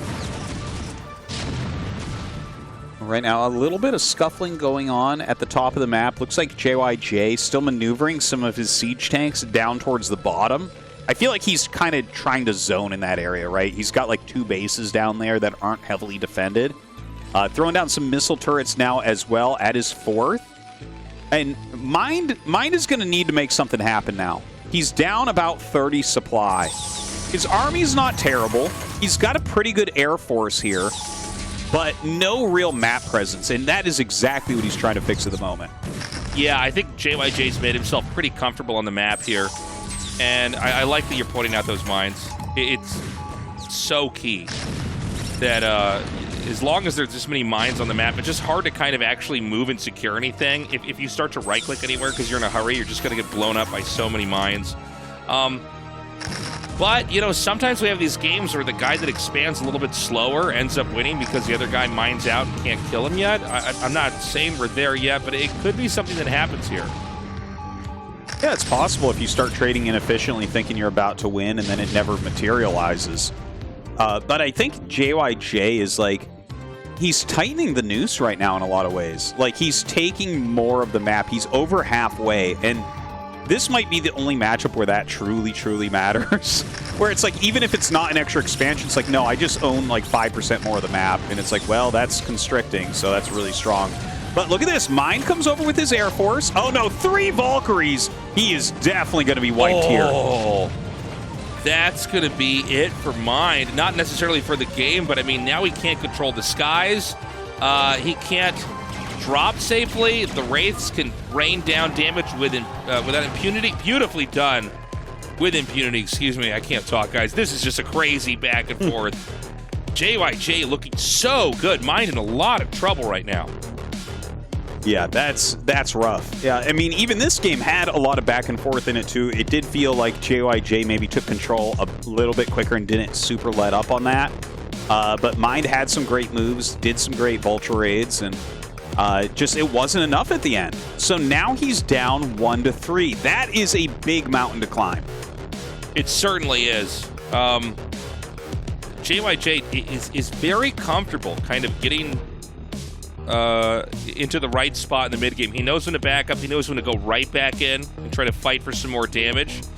I think he's very good at reading Mind. I think he's also very good at forcing Mind to tech into certain directions. There was some really scary moments when he forced out a couple Goliaths and then almost crushed him with Mass Vulture Tank. Mind has been fighting back very nicely, but it seems like Mind has a hard time really controlling the game once we get up to 3 bases and past that.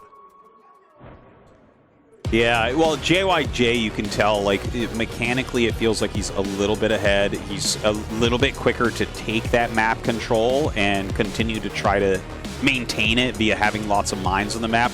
Mind is a little bit more old school. He's quicker to get into the tanks and the Goliaths and try to play that type of, like, power unit game as opposed to the very, you know, mobile vultures and everything. So I think that is always a harder style to play, and unfortunately for him, that's what JyJ is showing us. Whoops, sign was upside down. That was close. Yeah, this is going to be tough. We have seen it done. It's very rare. You know, the 3-1 lead is you know, oftentimes an insurmountable one statistically. Fingers crossed here for mine. I mean, he's clutched before. But JyJ is just seeming to be a little bit more well-versed here in TVT. Guys, we're going to go to a break. When we come back, we're going to continue this best of 7 on the map retro.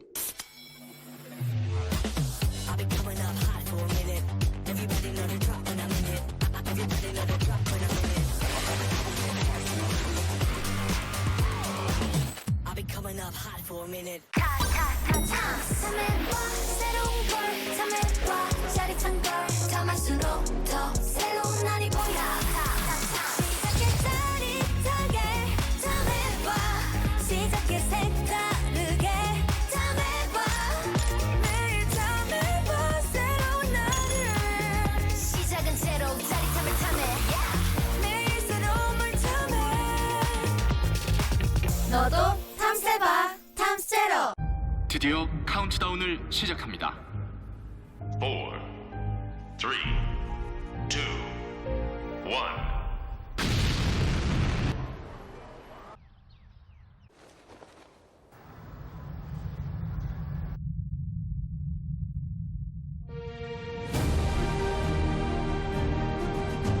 떴다. 제로 칼로리로 기분까지 가볍게. 밀키스 제로.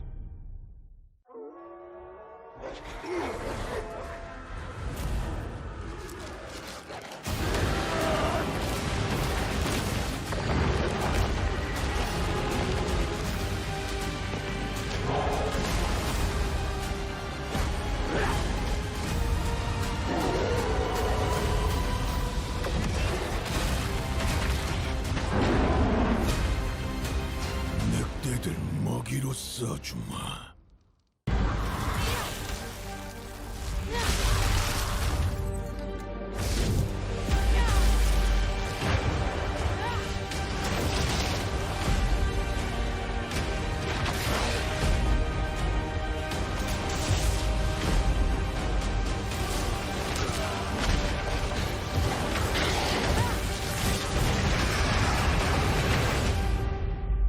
상상도 못할 힘을 보여주지.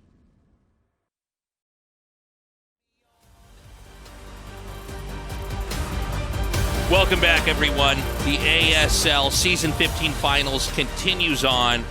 It's been a back and forth, but I think it's safe to say that JyJ's pulled a very strong lead. The question now is, can Mind come back? If he does, he's going to have to do it in 3 perfect games in a row. Yeah, that's a tough one, especially when you look at these maps. We're gonna have Retro, which is pretty normal, and then Nemesis and 76. Those are some tough maps to just guarantee yourself victories on, since they play so differently. Yeah. So I mean, good luck to Mind. One general pattern is that JyJ seems to be a little bit better at the ebb and flow of mid to late game TVT. He seems to be a little bit more in control of the development of the matchup on both sides. Mind did win on our most kind of boxy, tight map on Dark Origin, which really just comes down to, like, you know, can you stop them from getting a third base, which he did. He did a great job. It seems like JyJ is a bit more fluid on these bigger maps. Yeah, he's playing some fantastic games. You can tell that he's just, like, mechanically a little bit better than Mind. His builds are a little bit sharper. He always seems to have 1 to 2 extra vultures. That makes it tough for Mind. I think Mind is going to have to really put out his best game, try to get in that late game without being too far behind or anything, and that's where he can really close in and get a victory, I think. Well, we're going to go to retro now. JyJ, the unlikely Terran, is now here in the lead against Mind, who was one of the greatest players of all time in the past. One of these two is going to take it. After this game, we're one step closer to finding out who that is.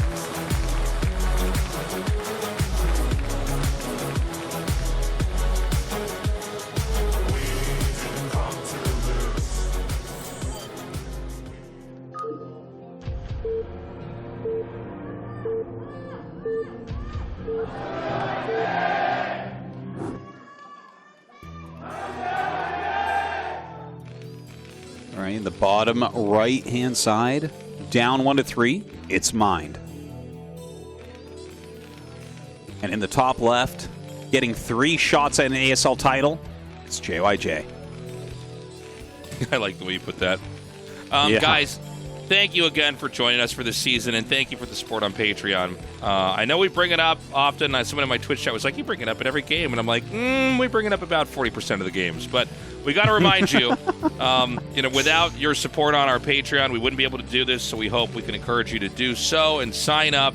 And sign up for a year. That is the best way to help us continue to support the history of StarCraft, the original esport that started it all. We couldn't do it without you guys, so really, thank you so much. This is the greatest game. Even a mirror matchup in the finals, giving us such joy. Such a beautiful series between these two. And I mean, you can tell like how much everyone loves Brood War. Fantasy doesn't even play anymore, as far as I know.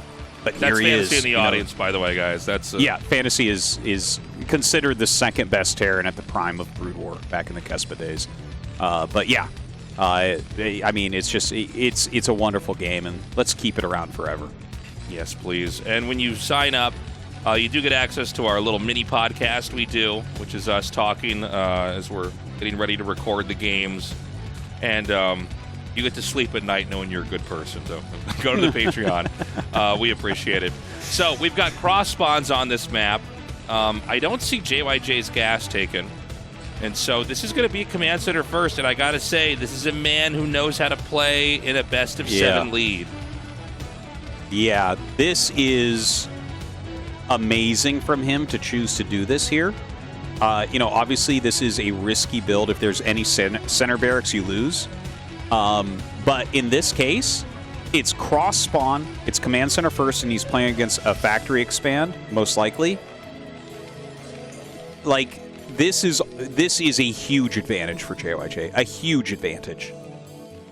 Yeah, this is it's just really smart. You're right, Tastosis. Like, if it's 2 barracks in the middle of the map, he would be scouting for that anyways. But even then, it's like, who goes 2 racks in the middle of the map, down 1 and 3?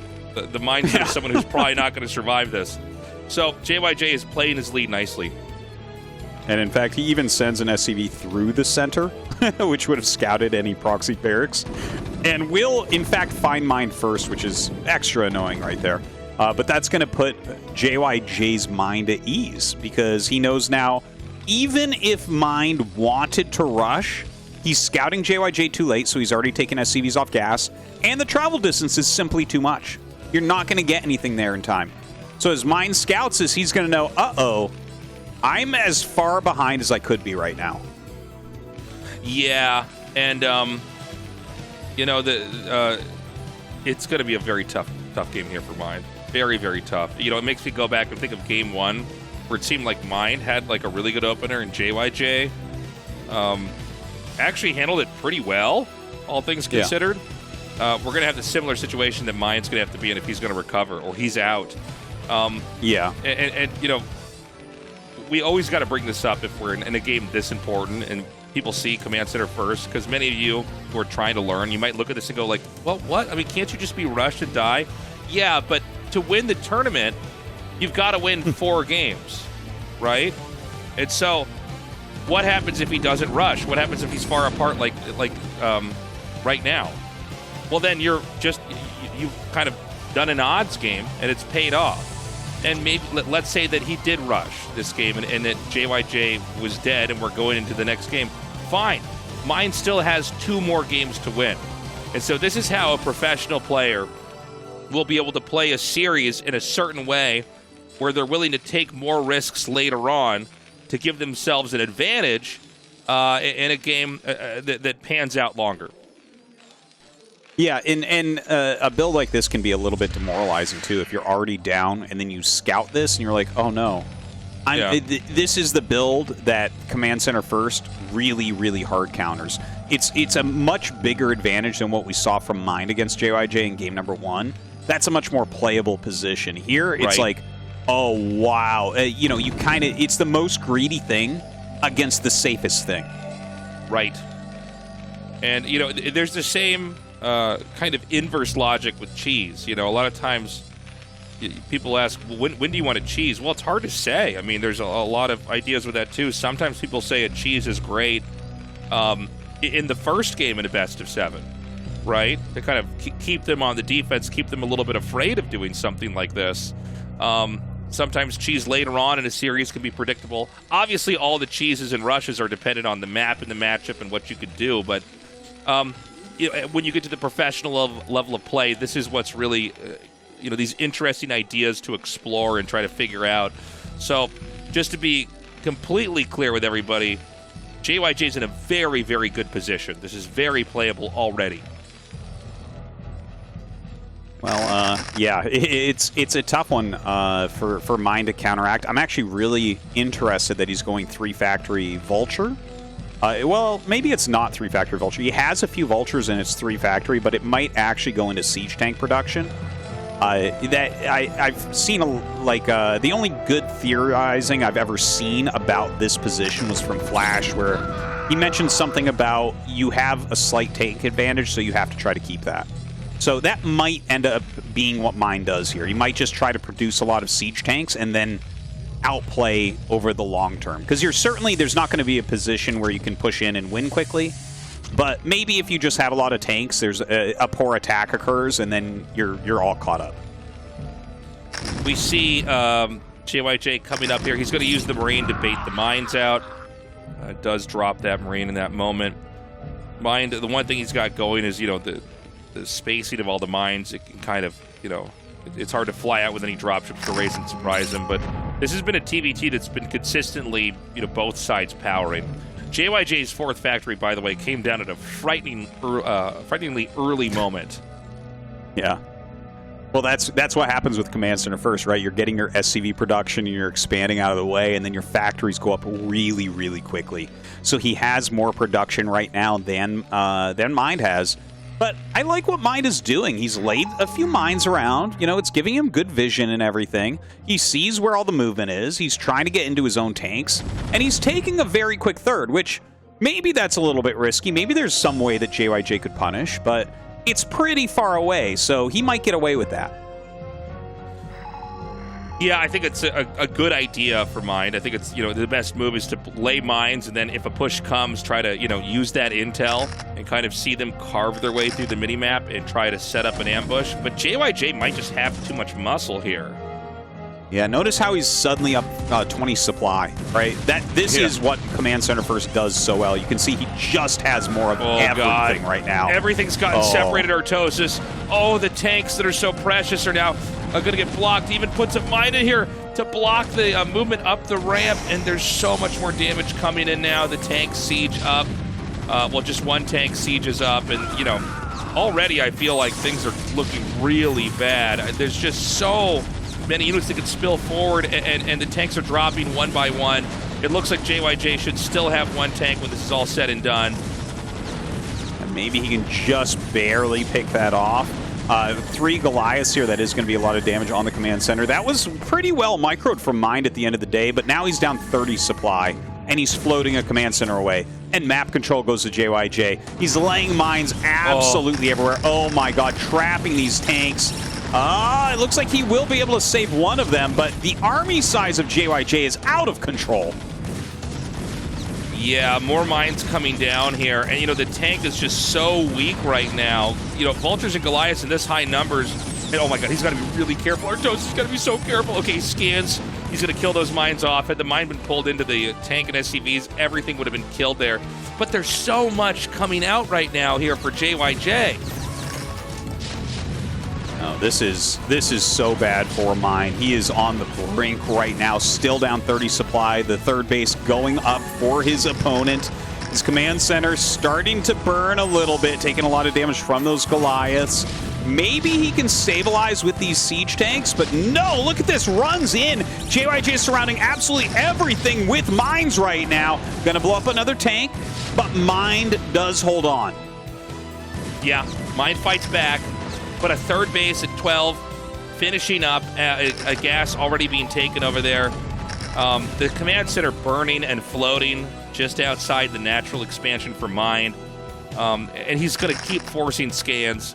So even if Mind, hacks and saws his way back up to the high ground, the reality is that he's not even going to have any intel on what the hell's going on JyJ's side of the map. It's going to be a dark and scary place. And the reality is, because we can see what's happening, is he's getting bigger and bigger and bigger, and he could probably come down and push once more. I think you're right about that. At minimum, he should have like some real map control now. With his third base up in mining, he's going to be able to continue his upgrades forward, get that +2 really quickly. You can see him kind of spreading out on the map a little bit right now as Vulture's running around kind of finding what's out there. Mind has a good factory count. Like, he's still in it. He's still running around and trying to make things occur. Okay, the tanks are going to siege up here. I think Mind, if anybody can do it, it's going to be him. But this is going to be a tough game. I think one vulnerability that JyJ has is that it's actually a naked expansion. If he sends some Vultures here, and I see 3 moving out, that is the magic number, because 3 Vultures can one-shot an SCV. Well, hold on, they're going back. We haven't showed it on camera yet. Not those ones, but there were 3 Vultures that laid mines up there. Yeah. I guess we're not going to see it. But they never went up towards 12. And already JyJ is taking a 4th base, as this is just a game of how to just get further and further ahead to the point of no return. It's a great way to play it out. When you get ahead, get further ahead. That's exactly what JyJ is trying to do here. He's keeping a little bit of pressure on. He's not really getting the damage he was earlier on, but reinforcing this tank line while taking a 4th base, it's like perfect play. He's even got a couple Wraiths there to try to catch dropships. Like, this is a masterclass of Terran versus Terran. Now, I think that the dialing back from JyJ was smart. I think a strong-headed Terran would have kind of overexerted himself in a greedy moment to try to end this game. But he's basically made a really good arc. A little Nike swoosh in the middle of the map of blue that's going to be hard for Mind to try to move around. Mind basically can't go through the center. So it's like we've got all the pawns and the knights in the center of the board, or the chessboard here. And now it's going to be, Mind relegated to the squares on the edge of the board. And this is just annoying. This is a map, it's open in the middle, but it's not that open. And so constricting movement is going to be a headache. And, classic JyJ, like we've seen before, getting the Wraiths out right away and starting to chip away at these tanks.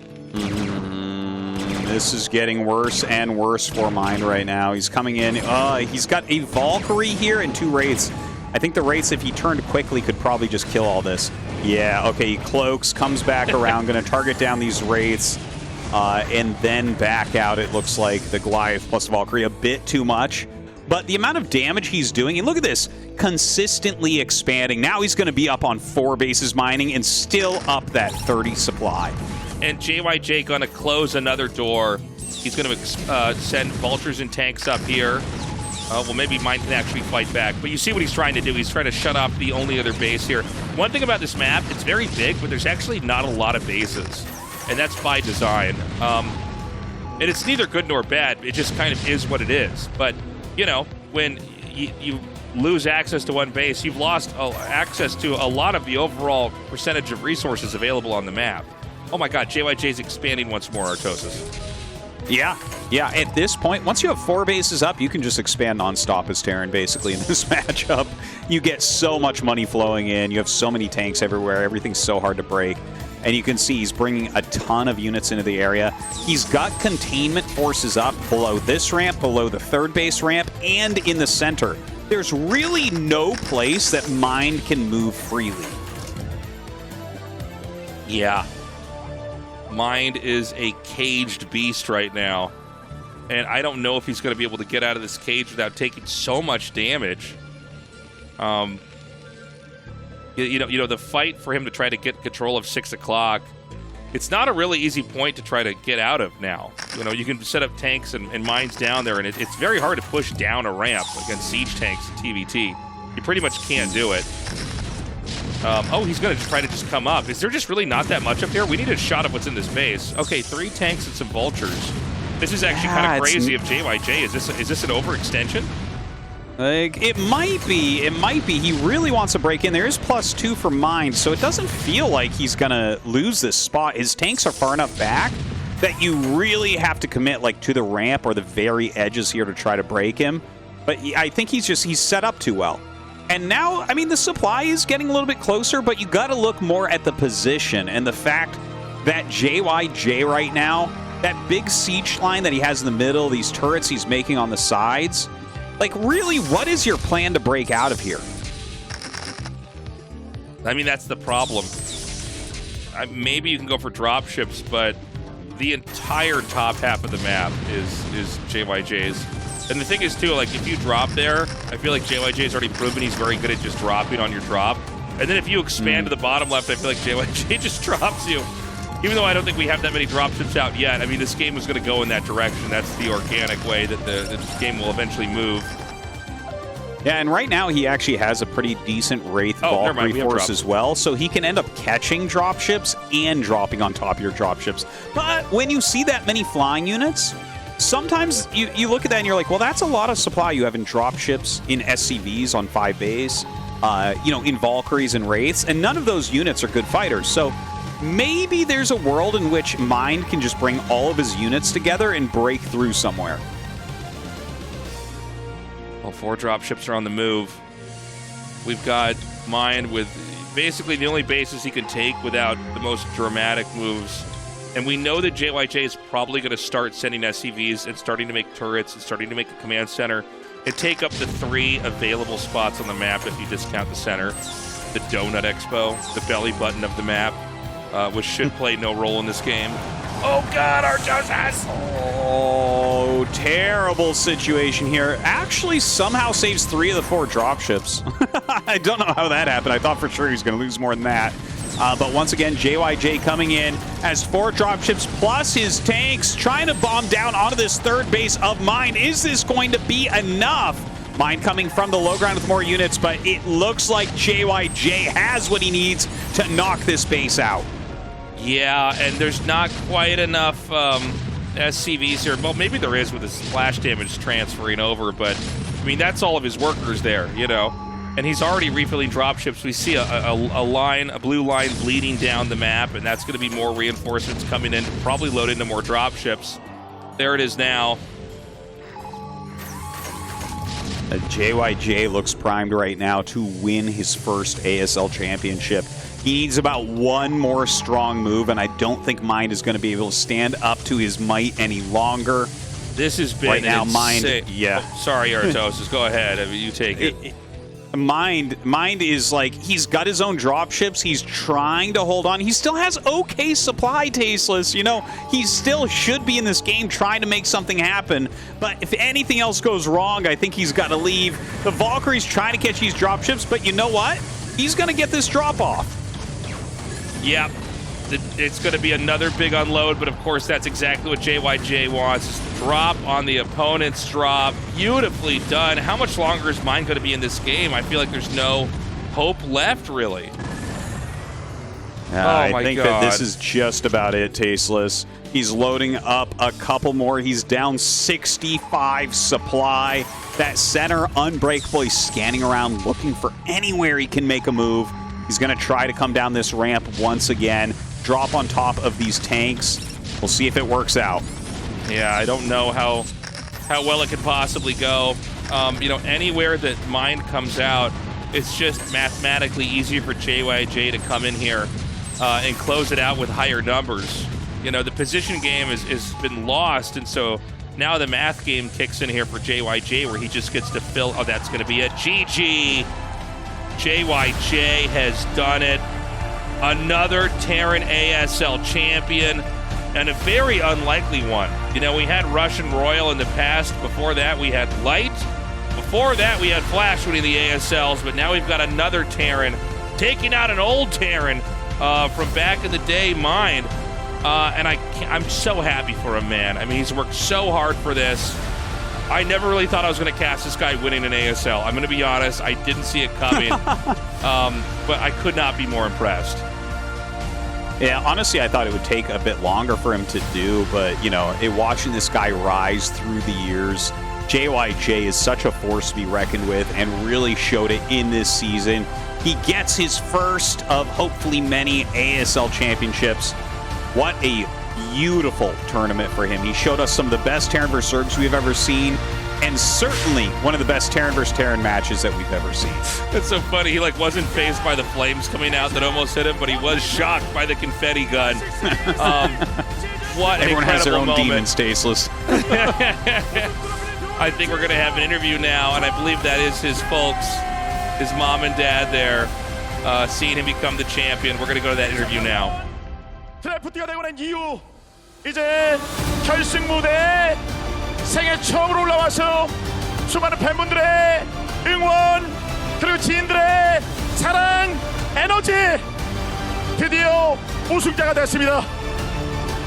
정말 그 길고 긴 길을 다 이겨내면서 몰아치는 힘을 키웠고 자신의 한계를 넘어서면서 ASL 최고의 선수로 자리매김하게 됐습니다. 정말 많은 생각이 들죠. 얼마나 힘들었는지, 얼마나 노력했는지, 정말 그 힘든 순간들 우승하기 전까지는 마스크를 벗지 않겠다. 드디어 우승을 차지하고 마스크를 벗는 정영재 우승했어요. 우승 소감 들어보도록 하겠습니다. 지금 이거 꿈 같다 진짜. 진짜 안 믿겨요. 그렇죠. 지금 이거 맞죠? 한 대만 때려주시겠어요? 네. 아 정말 안 믿기는데. 안 믿기는 그런 순간들 과연 내가 될까? 우승 차지할 수 있을까? 수차는 넘어지고 하는 걸 저도 중계하면서 오랫동안 봤습니다. 하지만 이번 시리즈의 정영재는 누가 뭐래도 ASL 최고의 선수, 최고의 대타를 보여주면서 우승을 차지한 선수가 됐습니다. 2008년 드래프트 되고 이 순간을 꿈꿔왔는데요. 드디어 우승을 차지하고 믿기지 않는다는 말씀 해주고 계십니다. 이렇게 해서 수많은 팬분들이 오셔가지고 힘이 돼주고 계세요. 정말 이분들에게 감사 인사 부탁드리겠습니다. 일단 여기 멀리 찾아와 주신 팬분들 진짜 너무 감사드리고요. 그리고 곁에서 항상 있어주는 여자친구 너무 고맙고, 아까 뭐 프로포즈를 한다는데 아직 소식이 없네요. 일단 결혼은 하는 걸로 하고 일단 연습 도와준. 결혼? 와, 아까 전에 아니 그 인터뷰를 하고 난 이후에 제가 직접 이야기를 했죠. 결혼해줄게 우승하면. 와!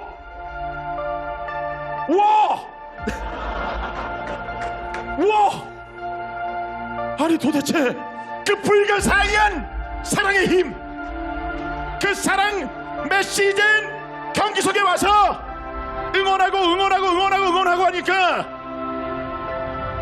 우승을 차지하게 됐어요. 드디어 이 무대에서 하고 싶은 말씀을 전부 다 할 수 있는 그런 시간이 찾아왔습니다. 인터뷰에서는 지금 계속해서 이야기를 좀 아껴왔잖아요. 그리고 오늘 시작 전에 인터뷰까지 하면서 이야기를 했는데 그 이야기를 듣자마자 정신 바짝 차리고 계속 몰아치면서, 아니 저는 공격하는데 숨도 안 참고 공격만 다 때려박으면서 한계를 넘어서 최고의 경기를 오늘 선보였습니다.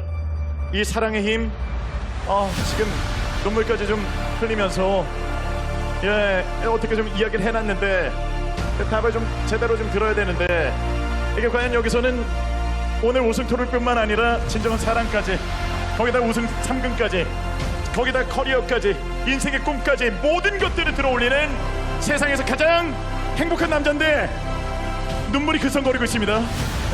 네. 그 감동스러운 감격스러운 그런 사랑에 사랑하는 여자친구에게 마음껏 말씀을 해줄 수 있는 시간을 드리도록 하겠습니다. 일단 연습 도와준 사람부터 말할게요. 일단 호선이 형, 재호 형, 그리고 유승곤, 그리고 현장까지 직접 정명훈 선수랑 김지성 선수가 찾아와줘서 너무 든든했어요. 진짜 거의 지분의 반을 차지하는 것 같고 제가 너무너무 고맙고, 그리고 부모님도 너무 감사하고, 그리고 마지막으로 나랑 결혼하자.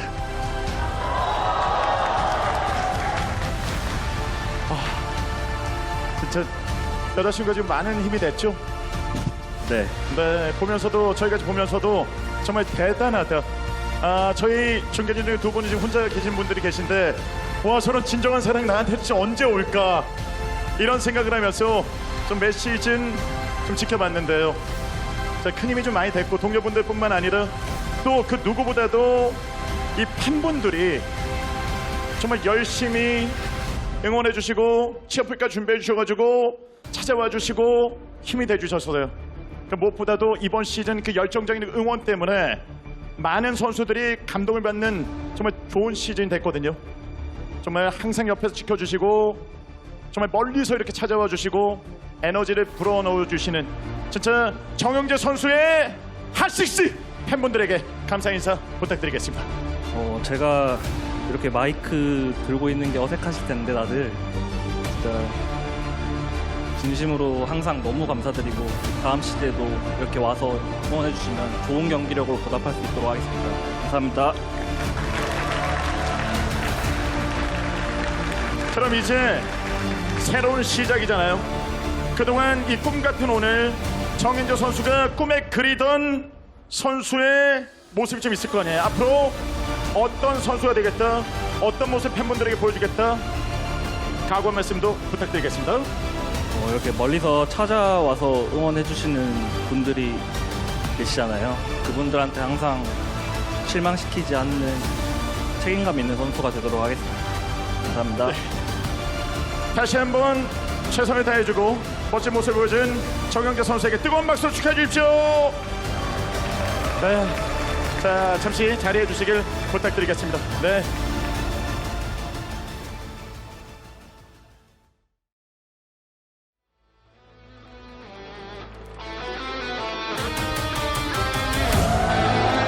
Well, there you've got it, guys. Another ASL, another champion, another beautiful moment caught on camera. All that hard work finally paid off as folks are there to see it. And so we wait for ASL Season 16 to come, and we do it all over again. It's been wonderful, guys. Thank you so much to everyone who has supported on the Patreon. We couldn't do it without you. An amazing season. Great job, Tasteless. A great job to our entire ASL team. You too, Artos. Great work. It was a pleasure. Guys, thank you so much for watching, and thank you for keeping the memory of StarCraft alive. Quarter of a century now, 25 years. Here's to 25 more. Again, guys, patreon.com/ASL English. We appreciate the support, and we love you. And we're going to end on this high note. Is JyJ and his fiance. Oh, trophy's heavy. We're going to leave this moment to them. We love you guys. Good night. Take care. People said that I couldn't, told me that it was impossible. They were all wrong. Now was my time. Headstrong, going head first on the front line. 아직 안 믿겨요.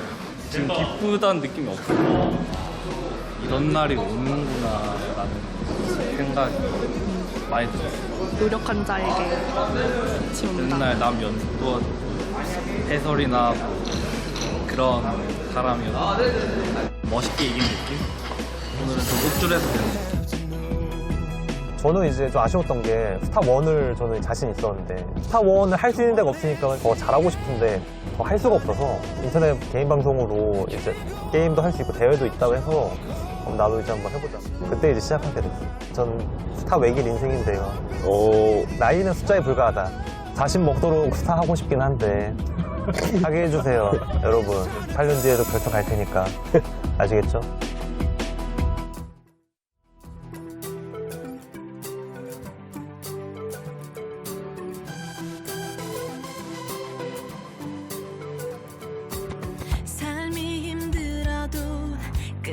끝까지 포기 마라. 하늘이 내 곁을 지켜줄 거야. 너의 발걸음